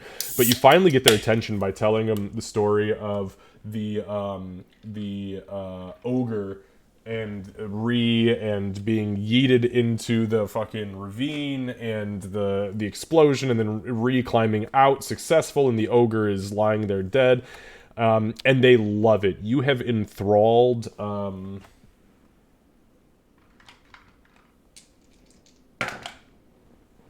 at least 18 children have surrounded you and are listening intently as you go into whatever spooky story you're about to tell. God help these children's minds. Yes. I mean, he'd ask them first if they want to hear one. He didn't Oh, do that. oh, now they are absolutely like, yeah, mister, please, more. Cool. Then yes, I will do so, and I'll also use like minor illusion to enhance it. Okay. I like the idea that it's like a very crudely designed, just monster pops out every now and then to scare them. Just the magic in itself is something that they have more than likely never even seen in their entire lives, except for maybe like the occasional wizard that comes through and casts prestidigitation during a fucking magic show. But they're again absolutely enthralled. Go ahead and make another performance check for me.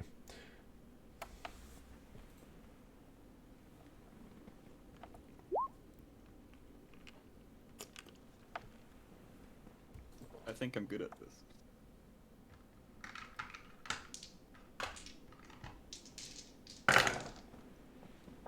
Definitely better at horror stories, and I fucking love that. Like, it's so fitting thematically. So thematic, I know. So by the end of this second story, the word has spread through the orphanage, and you have 42 children sitting in dead silence, mouths open wide, eyes open wide, drool spilling out. Even the infants are like, and even the older ones are just like, you have got these children under your control for all intents and purposes. They are effectively charmed by you, and they are unmoving.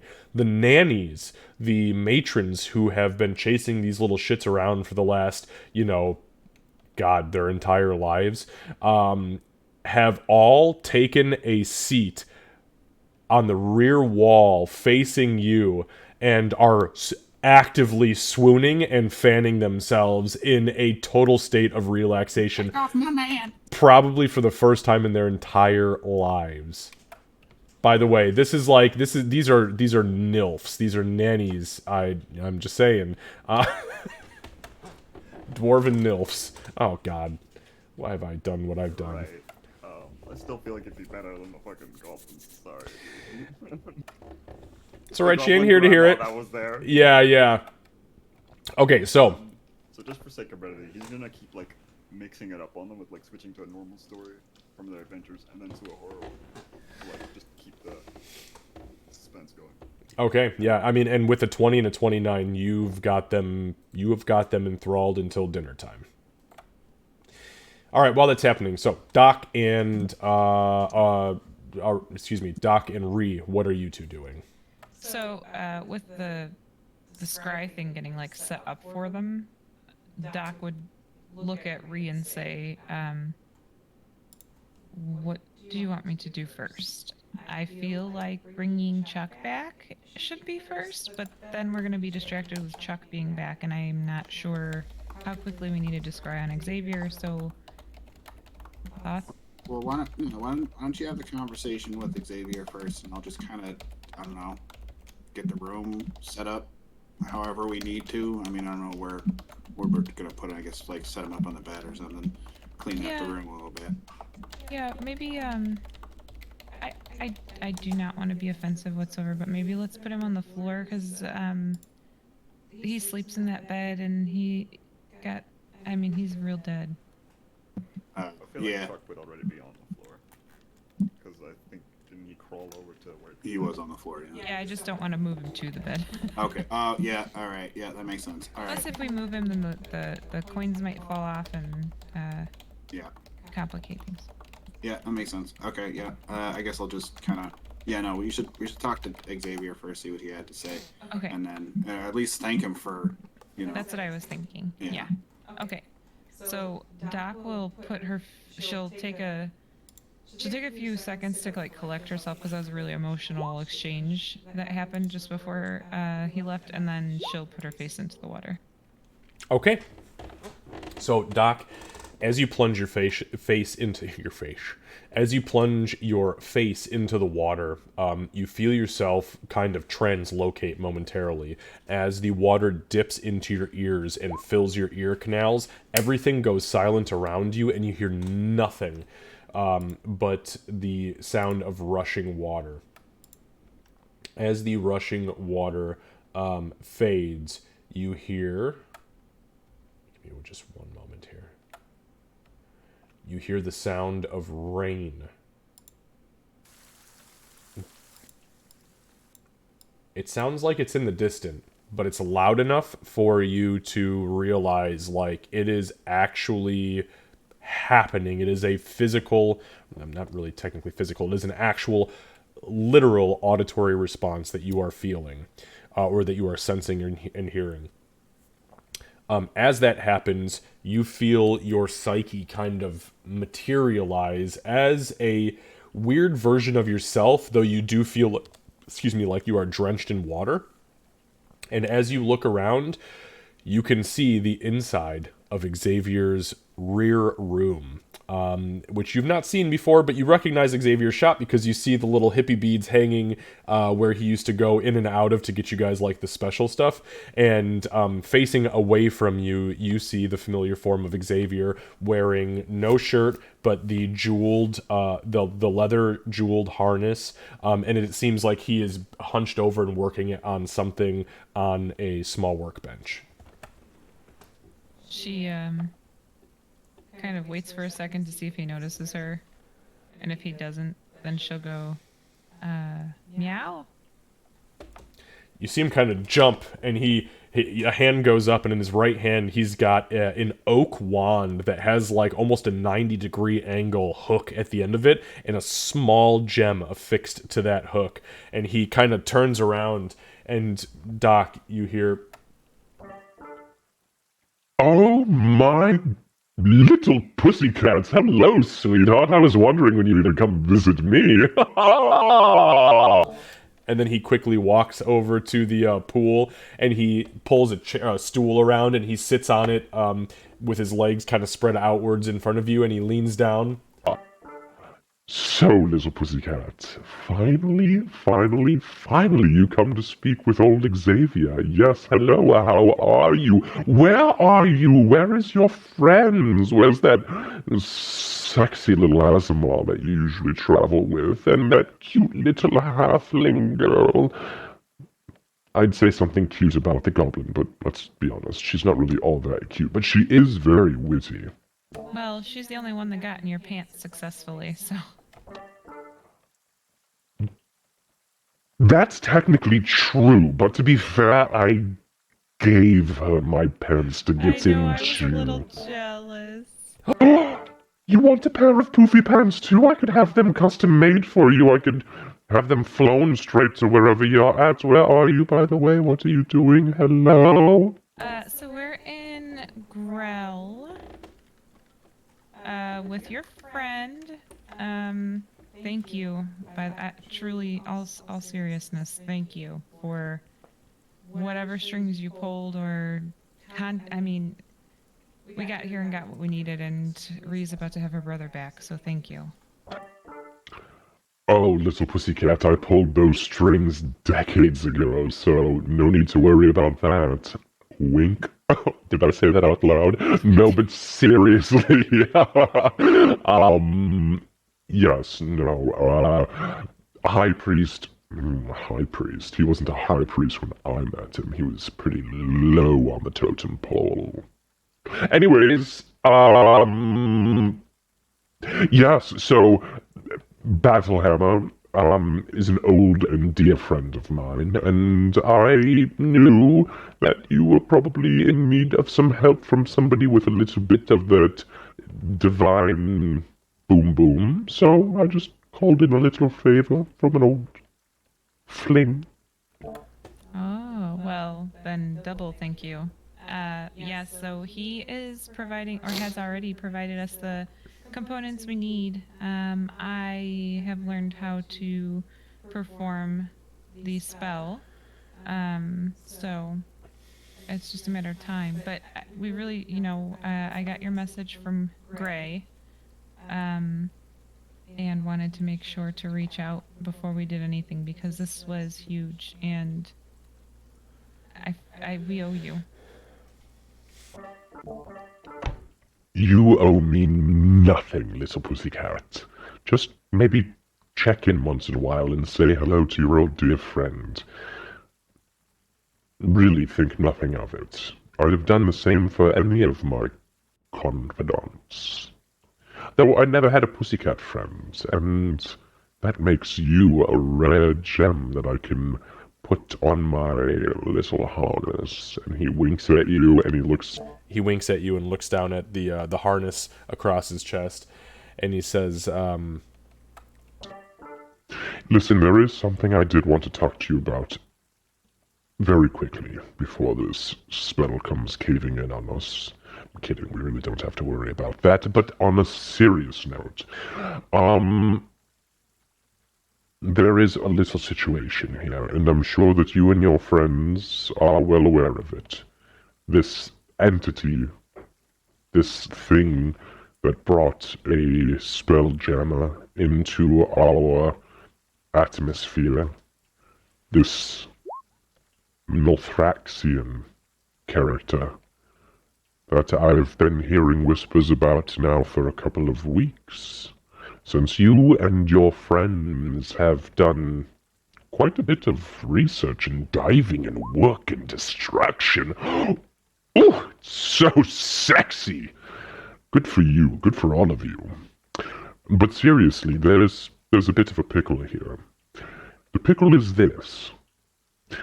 I've had a conversation with the Circle of Six out of Port Sindrian, and as it happens, there's a very angry, very violent, very powerful entity sitting on the outside of our atmosphere, trying to get in right now to recover the pieces of the vessel so that it can bring its quote-unquote babies, I assume that's the Sorrowsworn situation, back home.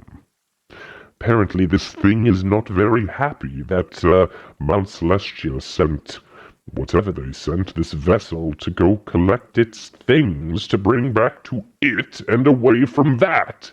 You understand, don't you, dear? I do, actually. Do we know what the thing is? It Nilthraxian? Or I'm pretty positive it is Nilthraxian, yes. Now, I have not seen this entity myself. I have heard the whispers that it's sent through the ley lines, and I've picked up some of its creepy, dark, going through a phase sort of voice, but I have not seen it myself, though the tales I've heard, and after speaking with the Circle of the Six, this thing is, if I may be so bold, my dear, no fucking joke. On that note, I have a little bit more information for you, because I think if we can successfully fuck over this thing's quote-unquote babies, the Sorrowsworn, we may be able to at least convince it to get the hell away from the Prime Material and go back to wherever the fuck it came from, quite frankly, so that we don't have to deal with it anymore. Because if it has nothing here to regain, then what is the point of being here in the first place? right? At least that's my assumption. I think we've encountered and defeated 3 at this point, but it sounds like we need to move a little faster. Is that what I'm gathering? I don't think it's a necessity to move faster, per se. I just think it's a necessity to get rid of these fucking things before it actually does figure out a way to break through the atmosphere, the outer shell, and, start wreaking havoc upon Trubin Shard, or the Wildlands, or Trinity for that matter. My assumption would be, since the spell Gemma crashed over Trubin Shard, it would probably come here. However, after talking to my dear friend in the Circle of the Moon, I've heard that you put an end to the situation there, and I'm well aware of the situation in Poodoo. Here is the bit of information I have for you, though. Down to the southwest, there is a bog, technically a swamp, but very quickly becoming a bog. Over this bog, or this swamp, which is technically called the Swamp of Sorrows, because, well, swamps are sad fucking places to live, if I'm being completely honest, there is a heavy darkness that has fallen over the south-central portion of said swamp. I have a sneaking suspicion that, based on the trajectory of when this vessel exploded over our prime material, and knowing where the other 2 pieces landed, that this is more than likely where the 3rd piece has fallen and is now resting. With that being said,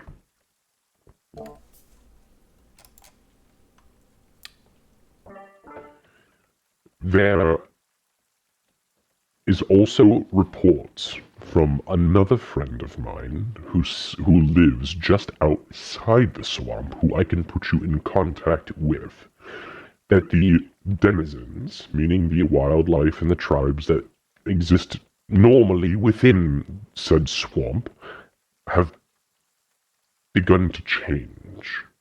They've become obsessed with anger. They've become rampaging monstrosities. There is infighting amongst them, as well as them pushing outward from the swamp, which is unheard of in Trubinshard history. They are lashing out violently in fits of hate and anger against any that cross their paths, including those who travel regularly to the swamp to harvest alchemical ingredients for the things that us normal folk indulge in, like potions of healing, potions of anything, quite frankly. So I just wanted to give you that bit of information, my little pussycat, and let you know that I love you forever, kiss kiss, whisker whisker, and I'm sad you're not a cat anymore. I wish I could say I was sad I'm not a cat, but honestly, this feels more right. That is all that matters. I was not born of this form either. but I feel right in it. We have so much in common. More than you think. On that note, my dear, is there anything I can do for you before this spell violently collapses in upon your face and forces you out of that sweet little bowl that my friend Battlehammer placed for you? I can't think of anything. I promise I'll reach out more. I'll make sure to reach out more. And I know you say we don't, but we owe you one. So if you think of anything you need, just let us know. Obviously, if it's within our realm of capability, we'll help. You've saved us too many times. I'll keep that in mind.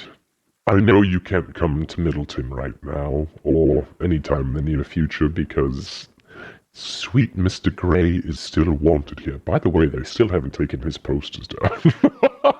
Did you know the bounty on his head right now is 5,500 gold pieces? Is it? It's fucking outrageous. Yes, he is wanted very far and wide, and whispers have reached my ear that they're even posting these pictures in Bree and as far west as Port Whirlin. Do you know how they are over there in Port Whirlin? Yeah. Better not let the Silverhand Paladins get a hold of that shit. Yeah, I'm not actually going to let some people closer to us than that get a hold of that shit. But, I miss you. I hope that we get to see you soon. And, again, thank you, and I will be in touch soon. Thank you for the information. Information is the only thing I deal in, besides magic items and raw, unadulterated beauty. Take care of yourself, my little pussycat. Bye-bye. You too. And with that, there is a splash as... Give me one moment, guys.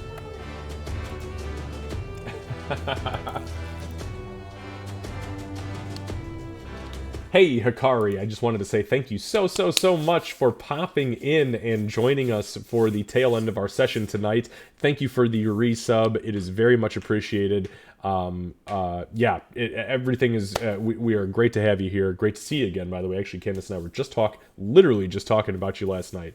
So it is great to see you. Thank you for being here. I'm going to jump back over and finish this chat with the group. But when you're in, you already know who's here. Rose is here. Seru is here. I'm sorry about the ads, by the way. I do not have ads turned on my channel. These are the mandatory ads that Twitch has, just so we're clear. I don't monetize on that shit because I don't need it. All right, love you guys, and we'll see you in just a little bit. So, yeah, once the spell ends, Doc will kind of pull her face out of the bowl and look over. At first, it'll be kind of like looking around like... Yeah, and Ree, what you see as Doc plunges her face into this bowl is she plunges her face in, the whole thing glows blue, and Doc's entire body flashes blue for like a half a second, and suddenly, after that half a second, her face pops out. That whole conversation happened like that. Oh, you alright? You just kind of got ejected out of there. What? Well, what? I had a whole conversation with Xavier. Really? I think I was there for like 5 minutes. Oh, well, no, definitely wasn't that long here. Wow. Magic is so weird. Fucking booyog. Okay, I love... so Xavier actually had some good information, but we could talk about that as a group. I really want to get your brother back. Yeah. That being said, I have never cast the spell before. So, give me a second to get my bearings straight. I want to think about it and focus on it and pray on it for a minute. And then... Wait, is there a chance it'll go wrong? Like... No, unless he doesn't want to come back. Is it a thing? Does that happen? He's just like, so no, fuck this, I'm comfy? So what I would suggest, since he doesn't know me, is maybe you speak to him while I'm doing it, or you'll know when. But try to coerce him, because since he doesn't know me, I don't know what he can or can't see. I don't know what he knows about our relationship. you are going to be the only thing that is going to heighten the chances of him coming. Has he ever died before? Not that I know of. Okay, so as long as he hears your voice, I don't know, maybe sing Set Sail for Ale or something. And I will, whatever is common to you, whatever would make him feel like this is the right way to go. Okay. Yeah, I'll think of something. Okay. And then Doc will sit down and pray to Garl and ask, please just guide me. You know, this is one that we just can't lose. This is family. We need him back. It was too soon for him to go, and if there's anything more that we can do, I'll do it.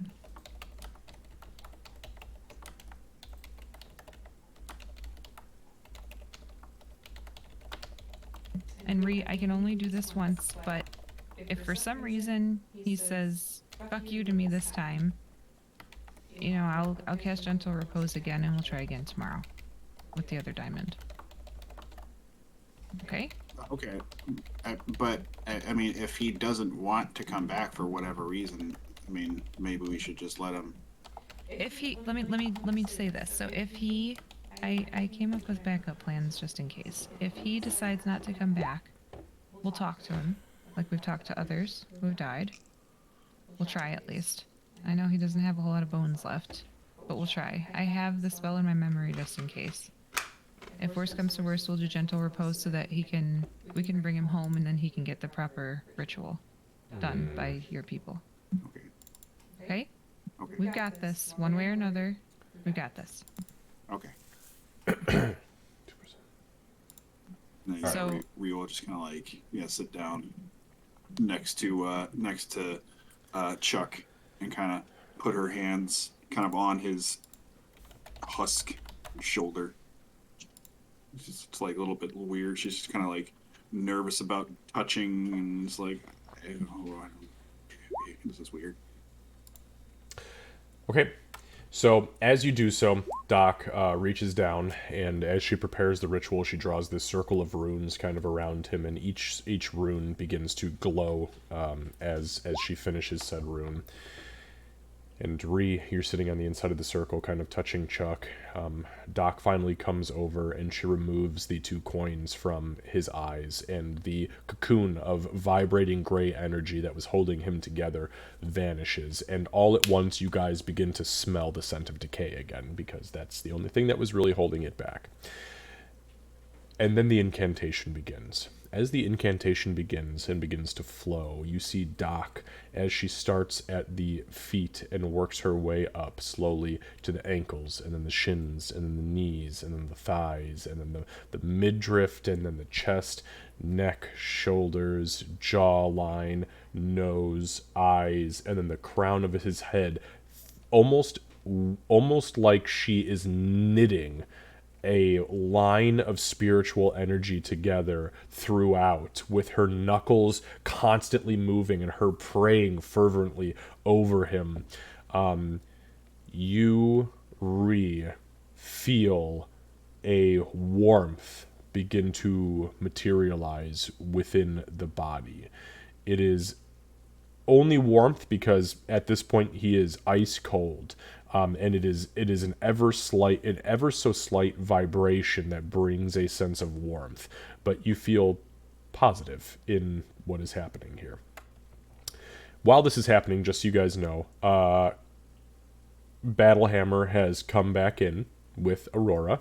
They have set plates in the corner with large wooden, like like those microwave things you can buy, like the domes that you put on a plate so it doesn't explode all over the microwave. Yeah, so it's like those, but wood, and they're over the top of these plates, which just reeks like fresh herbed chicken in garlic and rosemary butter, which I just made myself hungry, and I want to throw myself from the window that I'm sitting in front of because it sounds so good. And potatoes, and just, it's awesome. But anyways, they do that. Aurora, at this point, you know that Doc is probably about halfway through this ritual. Are you going to stay here with them, or are you stepping out? I would glance to make sure everything was okay and like make eye contact with Ree with like that questioning, like, we all good kind of look. Um, but beyond that, I think she, God damn it, I can't believe I'm saying this. I think she would probably try and be more help, if possible. Okay. How are you assisting? However he would like. Okay. Because this place means a lot to Doc, So- evidently. As you two step back out, door closes. He gives the long beard a command, and he just says, "Stand guard until I tell you. You understand me?" And he clasps his chest and he says, "Long live the Laughing King." And then he goes into sentry mode. Battlehammer walks towards the center of the room that you are currently standing in, and there you see Gray with almost 50 children in dead silence, totally 100% enthralled. He walks behind the set of marble pillars, columns, excuse me, to the maids, the 5 or 6 maids that are along the wall, and he whispers to them in Dwarven, "Ladies, let's go have a snack, shall we?" And they all stand up and follow him, you kind of in tow, like what is happening right now. He leads you, so the ritual is happening to the left. He takes you to the right, back into the kitchen, and he starts pulling chairs up to this large wooden table, and he motions for all of the matrons to sit. They sit. He brings over an entire cooked chicken and begins to carve it and lay slices down. And then he takes potatoes that you had just served to the ritualists and lays them on the plate. He says a blessing over each plate and then pours big heaps of gravy and butter over the top of them, smashes the potatoes down, and then passes them over, as he is the only male in the room right now and the high priest of the entire place. And he serves all of you this wonderful little late lunch and sits himself and just begins to talk. Just super simple. And Aurora, at this point, you feel every minute whisper that has been constant in your brain since this last transformation happened fade from your brain. As if rain has taken over and just muted everything.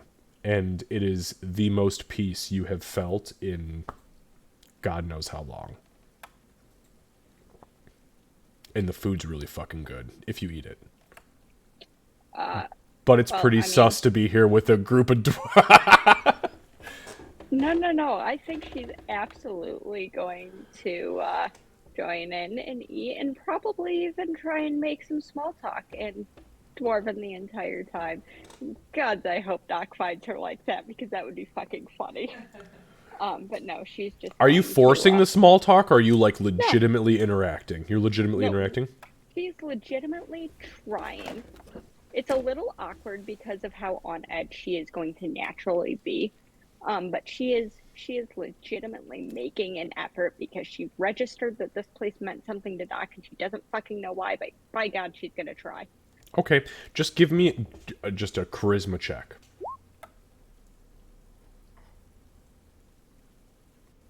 She's like, I'm not good at that. You better be good at this, you're a sorcerer. I'm not a good sorcerer. That that is the most honest shit I think I've ever heard. Yeah, you're right, I am a sorcerer. I'm not a good sorcerer, but I am a sorcerer. Okay, I don't think it went over, so I'm gonna try that again. That's okay. What, you can tell me what it was. No, I don't see rolls anymore. Oh. So I just can't tell if it rolled, so... It doesn't look like it did. I don't see anything on our side. I gotcha. Okay, it wasn't in the log. Okay. 10. Oh no. So it does feel a little awkward, but it's not you. So you don't take it as awkward because of what you know, like back in the she days. It's awkward because you're in a room full of people you don't fucking know, you have no connection to, you are not their religion, they are joking about, scripture this, scripture that, and although some dwarven things are brought up and just like, the take of the town, it's hard for you to get a word in that has relevance. It is just a socially awkward situation. But that's okay. Listening is an important part of things. And to that note, though, with your passive perception, it does not seem like they take any heed to it. They're just here to enjoy the meal and have some conversation. So, with that being said, we'll jump back over to, now mind you, Gray this entire time is regaling the kids of the terrors of the hungry, and scaring the absolute shit out of them. It's a good thing the matrons aren't here because they'd have to go do about a dozen diaper changes. And we go back to the ritual. So, the ritual finally comes to its conclusion. Ree, is there anything that you are doing that I should know about prior to this dice roll? So, yeah, Ree is kind of, stroking his husk. That sounds weird. That does sound really weird, but yeah. Patting his husk comfortingly and saying, like, Chuck, I don't know if you can hear me. I guess I haven't been that great of a sister to you in the past couple of years. I kind of left, but it was all to keep you safe, and it was really hard to see you like this, and I'm sorry it came to this. But I need you to come back, buddy. You're gonna be an uncle. Chuck had like 12 babies. I forgot about that. Oh god damn it! There's a lot of babies with the orgy. So you're gonna be an uncle and I'm an auntie. So we're gonna need you to come back, buddy. I love you. Okay. It's kind of going on like that for like pretty much the entire time of the ritual. So Doc, you feel that the threading that you have been weaving the entirety of this Raise Dead ritual has been a complete success. As you reach into the nether and find the spirit that needs to re-inhabit this body, you find it with no problem. You feel Chuck. And Chuck is fighting. Chuck is living good in the arms of whoever Chuck believes in. But Chuck does come willingly. With that being said, Kevin, because it is your character's brother, I will give you the option to roll high or low. No, thank you. So because so let's just be honest here. Chuck has never died because the goblins in Poodoo do not have the ability to bring anybody back from the dead. This is Chuck's first death. So that means that Chuck has a 2% chance of not coming back. However, your success with assisting in this ritual has reduced that to the minimum of a 1% chance of failure. So either a 1 or a 100 will be a failure. Your choice, high or low on percentiles. I'll go high. All right, so a 100. And that's a 45. So, as the ritual succeeds, the diamond, which has been sitting on Chuck's chest this entire time, bursts into his body, and as that happens, the husk begins to inflate, like somebody vigorously pumping on an air tank or on an air system that would pump up like a balloon. I don't know what you call it, like a fucking balloon pumper. You know what I'm talking about, right? An air pump? Yeah, an air pump. Oh, hey, there we go. So the body fills up very quickly. Then suddenly the teeth and the eyes, boom, flicker open suddenly, and there's a gasp. And Ree, you hear, "Oh, holy shit, Ree!" Oh, Chuck, it worked, Chuck. Oh my god! And she'll hug Chuck. Oh, Chuck, I'm so glad. What the fuck, Ree? The fuck is that? Oh, do I smell potatoes? Oh yeah. There's a whole meal over there. Go hog wild, brother. Go. Ah! So Chuck stands up. I'll bring some over to you. Hang on, you just sit down. You literally were a sack of shit right a moment ago. So yeah, I'll bring you some potatoes. Okay. He So jumps up and just like grabs a whole fistful of potatoes, just like. So like Doc is They're like, mashed now, motherfucker. Doc is like standing. Once it was finished, she kind of stepped up and gave space, but she's standing in the corner like anime style tears just nonstop streaming down her face right now. We got some chicken too. We got some potatoes here. Eat this. Kind of like mush into his face And almost. Chuck just begins to I mean, literally every morsel he can get. He's actually like pulling splinters out of the fucking wood flooring and just like trying to like shove everything into his mouth. Don't eat that. Don't eat that. It's so good. I feel like I haven't eaten in an eternity. Yeah, Doc, can I steal a Nomish macaron? Doc will hand over to. She'll be like, don't give him both right now. Oh, okay. He'll get stupid full. I won't show him. I can't stop crying. So I'm gonna. Wait! Before you go, Chuck, this is Doc. She's the one who brought you back to life. Mom, I didn't even realize I could come back to life. I thought it was just gonna become food for something. Fuck, this chicken's great. Thank you. Oh, you're welcome. She like kind of like sidesteps the door, her back against the wall, sidesteps the door, opens it, or will it open because he locked it from the outside the first time, but did he relock it? He did relock it. He said he was going to give you 3 hours. She'll try the doorknob and realize she's stuck. Such an awkward exit. You Knock, knock, knock. you know how to pick locks? I used to. Oh, that's so sad. So, Gray, in the midst of your regaling these children, you hear from the rear of the room, in a moment of silence, you say, and then the hungry pounded on the wall, and then you hear, and the kids, ah! And you're like, what the fuck? I didn't cast that spell. I think there's like a slight twinge of like, did I just fucking jinx us? God. He Actually- screams like I shrill and runs away. So Especially actually, with our group's luck, it's like, did I just... before Doc leaves the room, she would absolutely insight check Chuck because of what the priest said about how there was a dark force, blah blah blah, and this thing was killed by the hungry. She just wants to make sure he's good. Okay, yeah, no, I'll allow it. I'll tell you what, make an insight check. We'll see where that goes. 25. Okay, so you insight Chuck. Chuck is very hungry. Chuck hungry.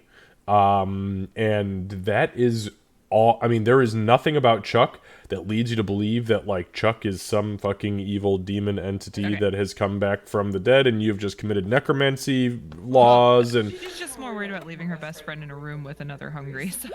So, with that same insight check, you glance at Ree, and you glance at Chuck in Chuck's very weakened state, and you're like, yo, if this thing flips right now, Ree is gonna fucking rip its head off. Okay. Like, with 100% confidence. Perfect. Because you know that because your Raise Dead went off successfully, this thing, it suffers I believe it is a -4 Yeah. to attack, rolls, saving throws, and ability checks for 4 fucking Right, days. I just got over that. Okay. Right, exactly. Yeah, you're like, oh no, Ree has got this. Alright, so yeah, she would, do they open the door after she knocks? So the door gets pounded on a little bit, and eventually, yeah, Battlehammer rushes out and over to the door, pops the door open. He looks down at you, and Aurora is right by his side, and he is looking down at you, and he's like, is everything alright? She still has tears streaming down her face, like she just can't seem to Oh, stop it. oh no, it's okay. Did you fail? Did he not come back? Did he stone soul? It's alright. It's alright. We have resurrection. Oh no, oh he did come back. Oh, alright. No, it's alright. He grabs you by the collar, yanks you out of the room, and then shuts the door behind you. And that's just the end of it. He just kind of like pulls you in. You did good, Glitterbright. You did good. Don't you worry. You did good. Yes, Gray, what are you doing? You fucking creep. I like the idea of, and then the door opened, and then like the door slammed, and then like he slammed the door. And the kids are totally enthralled at this point. They're just like, ah! Ah! Gray's gonna go, how do I keep doing this? Now there's 24 diapers that need to be changed. So so Doc will. Yes, thank you, Candace. That does sound terrible, doesn't it? Diapers. That's One all diaper I'm gonna change, and I'm just like, damn, I am over this. Oh, we have good eaters, I guess. Okay, we need to go. I just need some fresh air. And she'll look over at Aurora. Aurora looks fat and happy. She's been eating good for the last 45 minutes. Actually, Aurora, what are you? So when the door opened and Doc hit tears, like Aurora, like her foot slid back into that like stance, and she was like looking past, like fully prepared to just murder the brother if needed. Like that. Yeah, and you just see Chuck inside shoving his fucking face full of potatoes. So yep, and seeing that Chuck is acting like typical goblin, she shifts her attention back to Doc. Waits for the hug to happen from the high priest, and meanwhile just kind of wipes the chicken grease from her mouth. Then just outside then? Yeah, please. Yeah.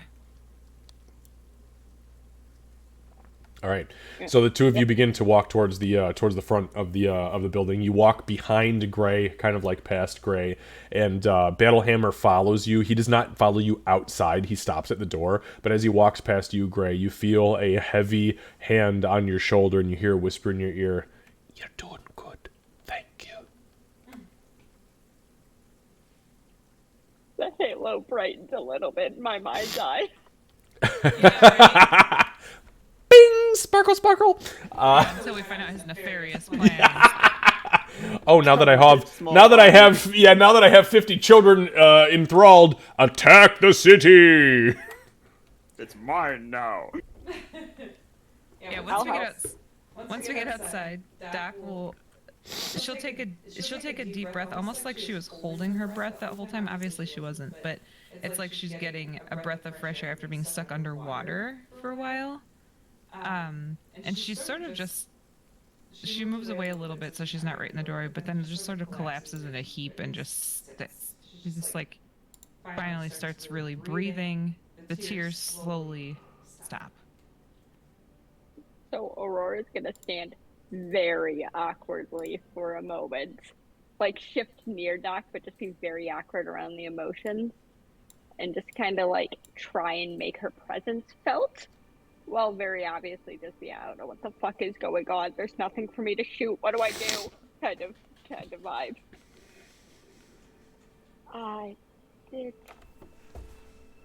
It went well. Yeah, he's alive. And he's eating everything. You're crying. She's like wiping the tears away. They are stopping. It's not like the constant stream like it was, but I murdered Ree, and somehow I feel like it evened out now. You didn't just nope, never mind, you're talking about before. Okay. That's good. That's really good. I was like, it was like 50-50 that he was actually gonna come back, and if he didn't come back, then I don't think I'd ever stop crying. You're the best damn glitter bright this side of fucking anywhere. Like, if you said that he was coming back, he was coming back. Like, there's nothing about that. I mean, I did get to chill with Garl, I guess. Yeah, you did. No, I really did. Nobody believes me. He said I could. Well, it's fine. So, I mean, he's alive. Doc, at this point, you hear a very familiar static rip across your mind in a sudden snap. And you hear another familiar voice. My little pussycat. I forgot to tell you the name of my friend down south. And I'm so sorry about that. You just had me so excited. His name is Kelmar Yorsif. He's a priest of Pelor. Very handsome, by the way. Just don't do anything naughty with him, because he's a priest of Pelor.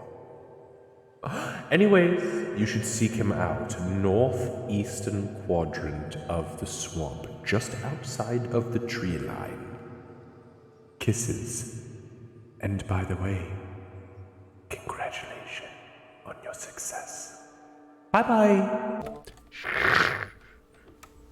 I can answer. Yes. Okay, so hold on, let me think it through really quick here.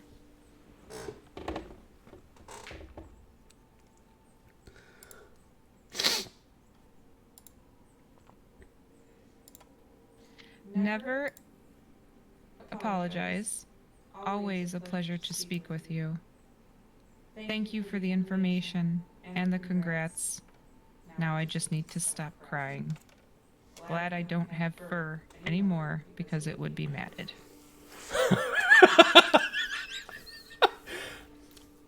I'm gonna give you a DM inspiration for a racially charged moment in roleplay.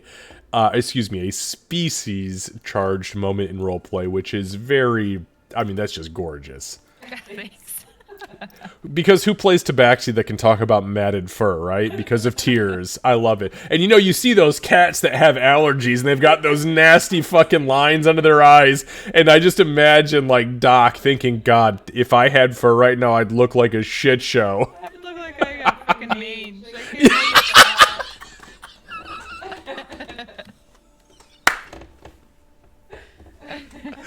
Oh, mange.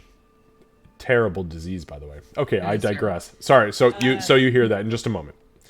By the way, do you say it out loud? Do you give your reply out loud or telepathically? Okay, thank you. Okay.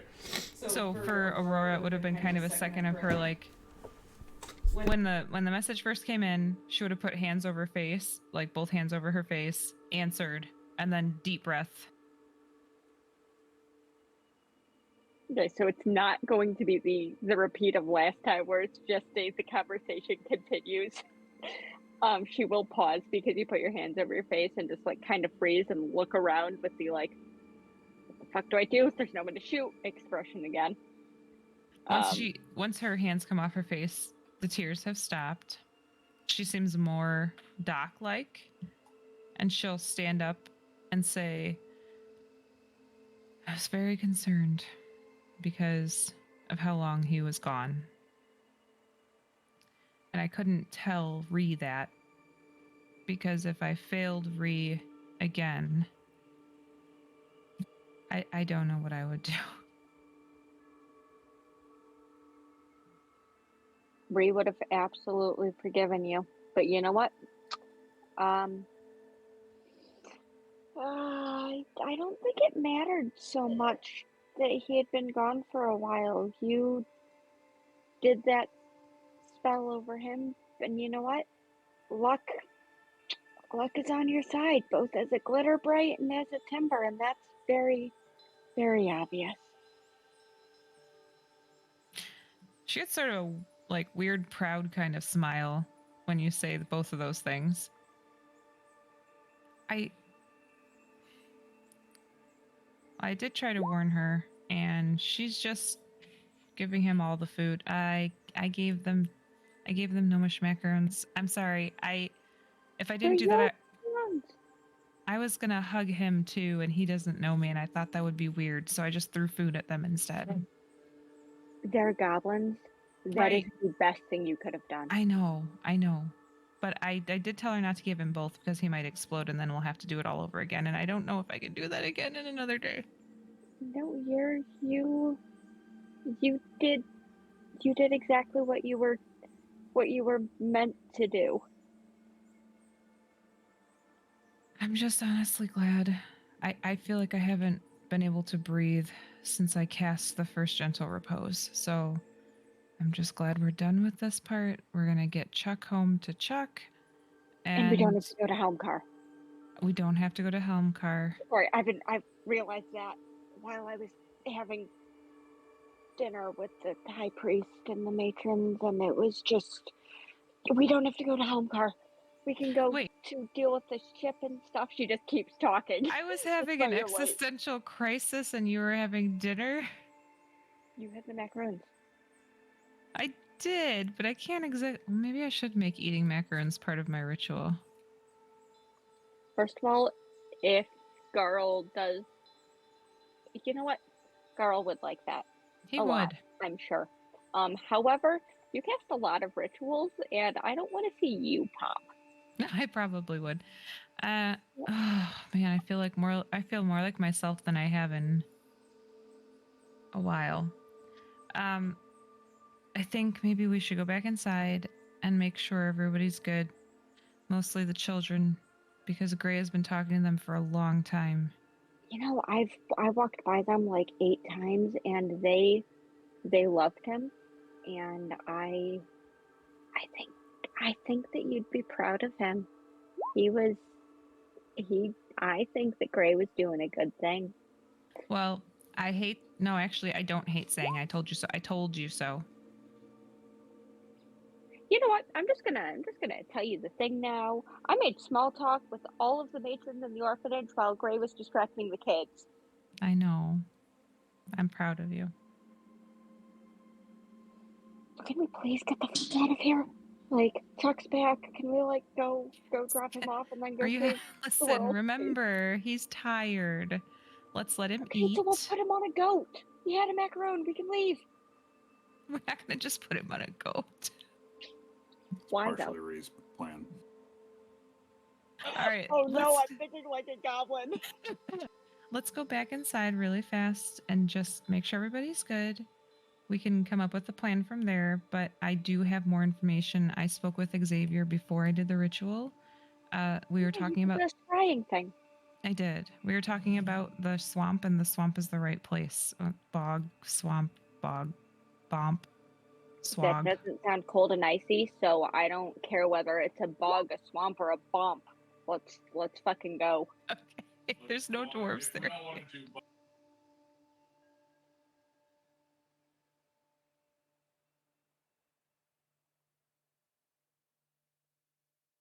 Weird.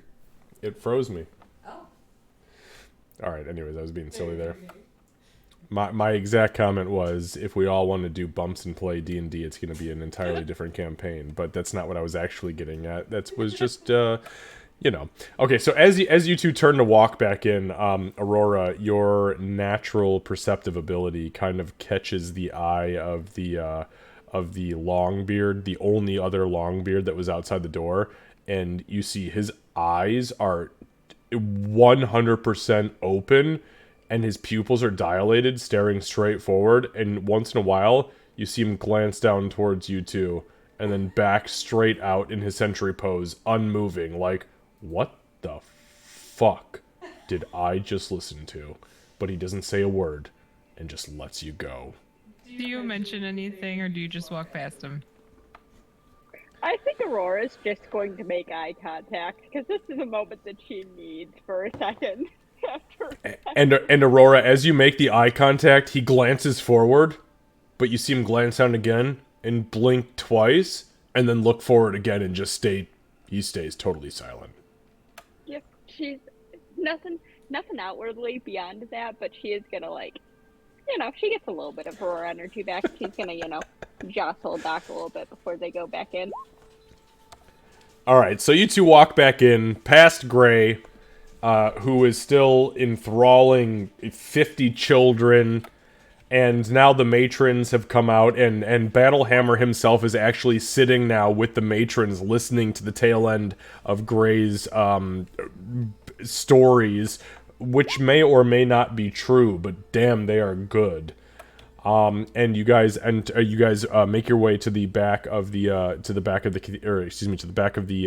facility and to the chambers where Chuck and Ree are. Now, while this was happening, Ree, was anything happening between you and Chuck? Now, Chuck has been every potato and piece of chicken you put in Chuck, he inhales like he's never eaten before.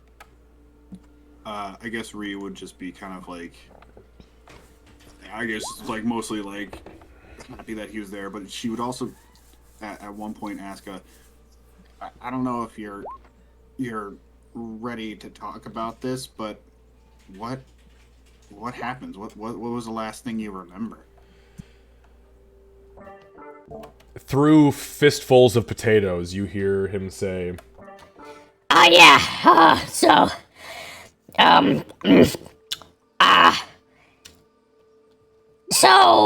we looked up in the sky, and, you know, we saw, like, something flying, what we thought was gonna be overhead, and then Chieftain was like, don't worry about it, it's gonna hit the ocean.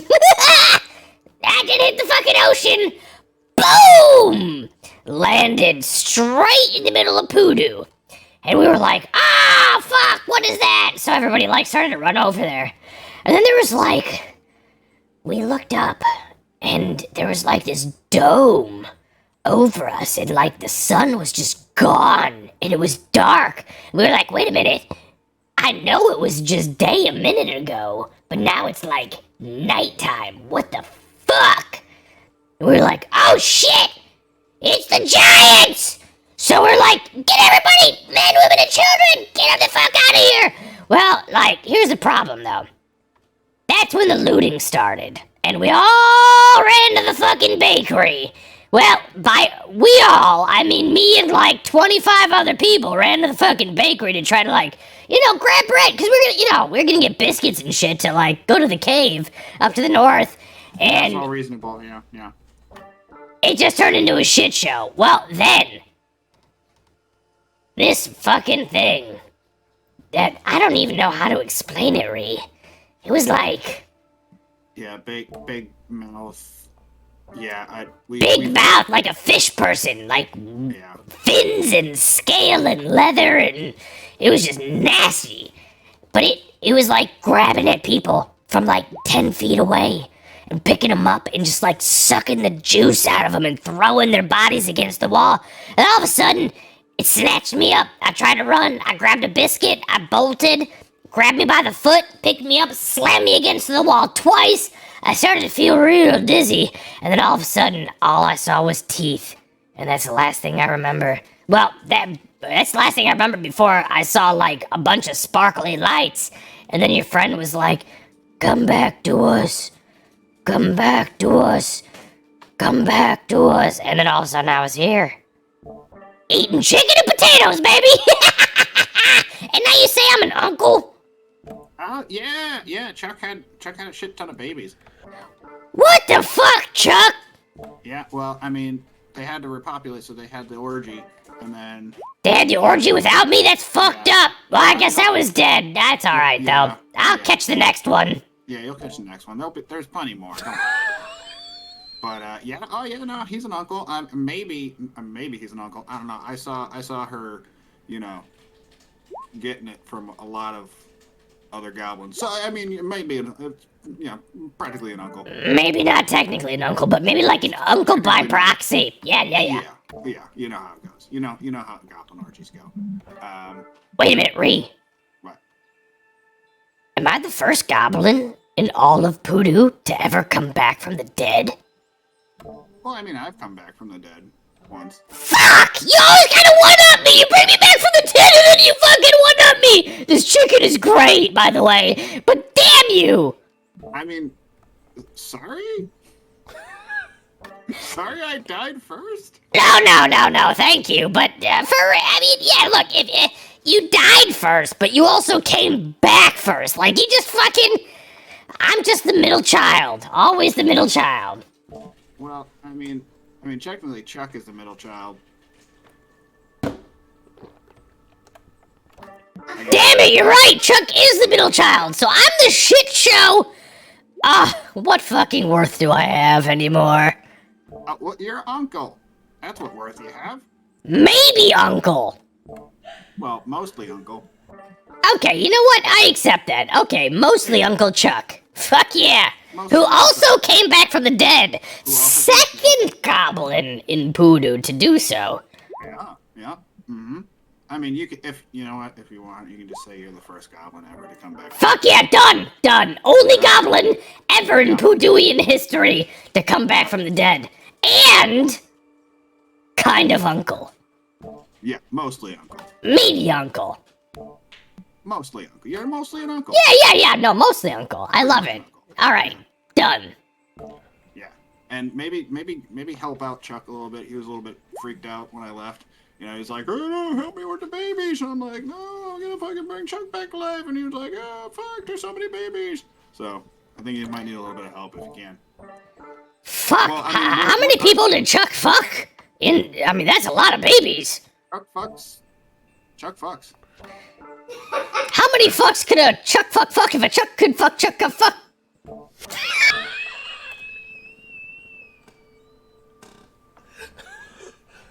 I am not proud of what has just happened. I kind of want a clip of this so I can like make it a ringtone for your number. Chuck Fox. Chuck fucks. He looks at you endearingly and he says, Okay. On a serious note, though, how the fuck is Chuck, me, gonna get back to Poodoo? Because there's no way Ishnir's gonna eat me. No, yeah. Well, we're gonna bring you back. We're gonna bring you back there. You already brought me back. Oh, you're gonna bring me back to Poodoo? We're gonna back. If you want to go back to Poodoo. Fuck yeah, I wanna go back to Poodoo. Look, I gotta take care of Chuck's little shits. Yeah. Because I'm kind of uncle, mostly uncle.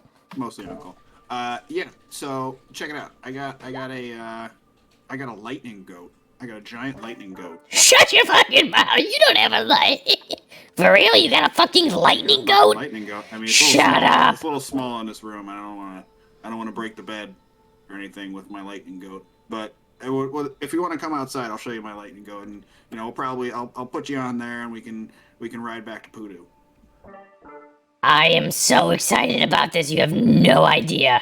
My name's Josa. I love it. Rosa. Yeah. All right. So yeah, let's pack up some of this food, and I don't know if we can like rest here for a little while. I know you got to regain some strength and all that because you were literally just a sack of skin. yeah, he minutes ago. he looks at his arms and he's like, Oh, I feel like a shit biscuit who just got dipped in bong water. This is terrible. I like that too. Is that what that is? I thought it was the chicken. This chicken is delicious, though. No, you smell like shit. Nah, okay. Yeah, I should probably maybe chill for, a little while, because I'm not feeling great. Okay. Yeah. All right. Well then, well, it might take a little convincing one of my friends. I mean, she's not a huge fan of being around dwarves and all that. So maybe we'll just find a little inn here, and then we'll sidle up, and we'll yeah. What? Wait a minute. There's fucking dwarves here? Oh, yeah, we're in Grell. Ree! What the fuck? Well, I mean, we're cool. We're cool with dwarves. They're cool. What the fuck, Ree? Is there anything else that you want to just lay on me nonchalantly? We may be being chased by a death dragon. More chicken, please. Okay, more chicken.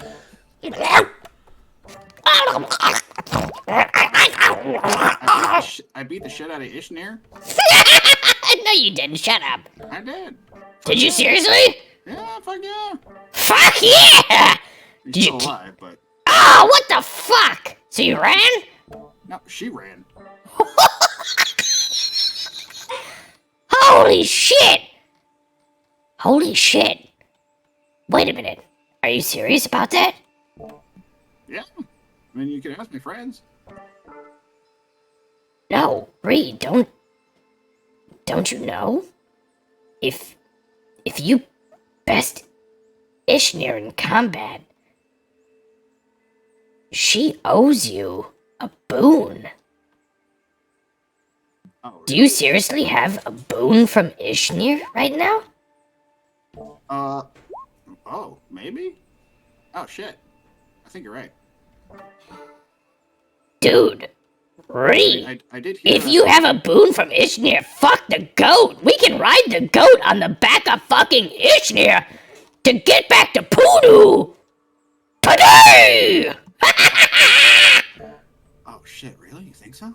Fuck yeah! Are you kidding me? Wait, and that's only if the legend is true. I mean, I just hear stories from, Booyog Boom Booms, but, But, I mean, I did hear that we did get visited by a dragon the other night, and they were just like, What the "Oh, fuck? it's You mean like- you got visited by a fucking dragon?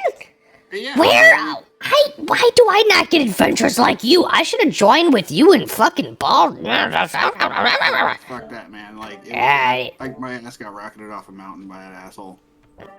But here you are, strong as ever, bitch. Yeah, but I had to do some shit to get through it. You know what? You're better. You did just get eaten by a horrible shadow monster, so I mean, you're not exactly better off than I was. But you know, you're alive now, and you're an uncle. I'll take my wins when I can. Right. If you really wanted to go into like some adventuring shit, I mean, that's all you. But I mean, for now, let's get back to Poodoo, get you on uncle duty, and then, you do you. Done. And thank you, seriously. Because after you die, it's fucking quiet. And it's dark. And I didn't like it very much. No, I'm gonna tell you a little something to it. When I died, it was the exact same thing. I didn't see anybody. I didn't see anything. But my friend Doc, she got me talking to this guy, Garl Glittergold. He's a pretty cool guy. It's God. Who the fuck? That's what this nugget's for, you know. Oh, is that gold? Yeah, it shines whenever I like talk. Hey, check it out. Hey, yo, Garl. Garl, it's your boy Reed. There's a couple of flashes. Yeah. And Chuck is like, Oh, what the fuck? So, hey, you said we're in, like, dwarven territory, right? You think I should slit a couple throats and just grab some gold and maybe we can talk to the gold? Is that what you said? Is that what you're telling me? No, that's not. No, that's not how. No, that's not how that works. No. Fuck. No, you just gotta.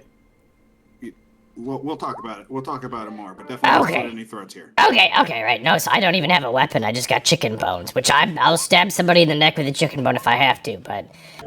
I mean, when we get into the mountains, I can give you something to protect yourself and all that. Yeah, you'll be good. I'll give you a spear or two. Oh, okay. I mean, you probably can't do a fuck all with it because you're weak as shit right I'm so sickly. I just need to get back to Poodoo and just sleep. Yeah, we'll do that. Don't worry, baby. I got you, baby bird.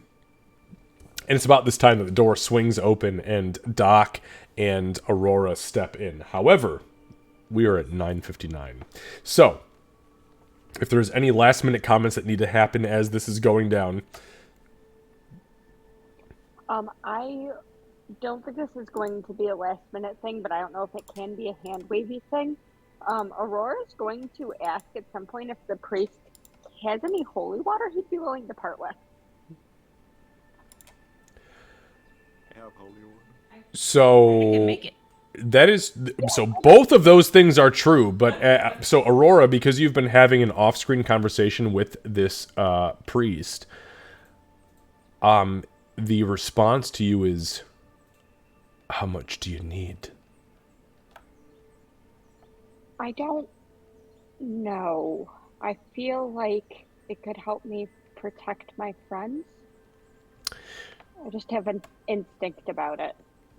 So, as you say that, he will go into the into a rectory, not necessarily for confession, but a rectory that is a private place for the priest to go, and he will retrieve a small box, probably 3 foot by 3 foot by 3 foot dimensions on all sides. That's width, length, and depth. And as he pops it open, there are 12 flasks of holy water. And he says, because of your donation, sister, you can take as much as you need. And we thank you again. So you add as much of that as you want, between 1 and 12 flasks of holy water. And you don't have to declare that to anybody, just send me a message. Okay, will do. Awesome. Yeah, I've had things for forever that I've never used because someone murdered my holy water away way back. Oh, that's right. Oh, yeah, that did happen. Okay. So, with that being said, does anybody have anything last minute that they want to address, or No. Just Okay. thanks, guys, for another amazing session. I friggin' love this group so much. I look forward to this every week, so thank you. Yeah, the RP is just, I mean, beautiful. Yeah, and for once, I actually don't have an email scheme, so. I know, and Yeah. I that's, it's funny that Kevin says wow, because I honestly was just thinking, like, I just constantly anticipate bullshittery from Gray, and this was like the most wholesome, dark but wholesome Gray moment we could have possibly had with these children. So that's just beautiful. Doc was momming Gray. It was like, don't pick up your brother. Like, yeah. be nice to the children when you're telling the stories. It's like our kids a year ago. It's like they'd go to pick up the baby, and we're just like, "Yo, he's 7 months old. Put him Right. Why are you fucking carrying him around by the neck? You're gonna break him. Not literally by the neck, like but still, Arms, but still. yeah. Okay, so The Cat. idea that Gray, knowing that some of the kids are definitely going to practice some of the fighting moves, specifically went into detail with those. To teach him how There's to the fight. evil scheme. Yeah. Yeah. There it is, you son of a biscuit. Yeah, it's sure self-defense. That's what. All right, so next week, if I'm not mistaken, we will not have Cat.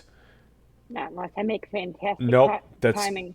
nope. You told me literally like 3 months ago that this weekend is a non-Cat session weekend, so we will make sure that we have the ability to write you out, which is easy because you're flighty and halfling / weird dragon half-orc thingy. I don't know what the fuck you are, but you're weird.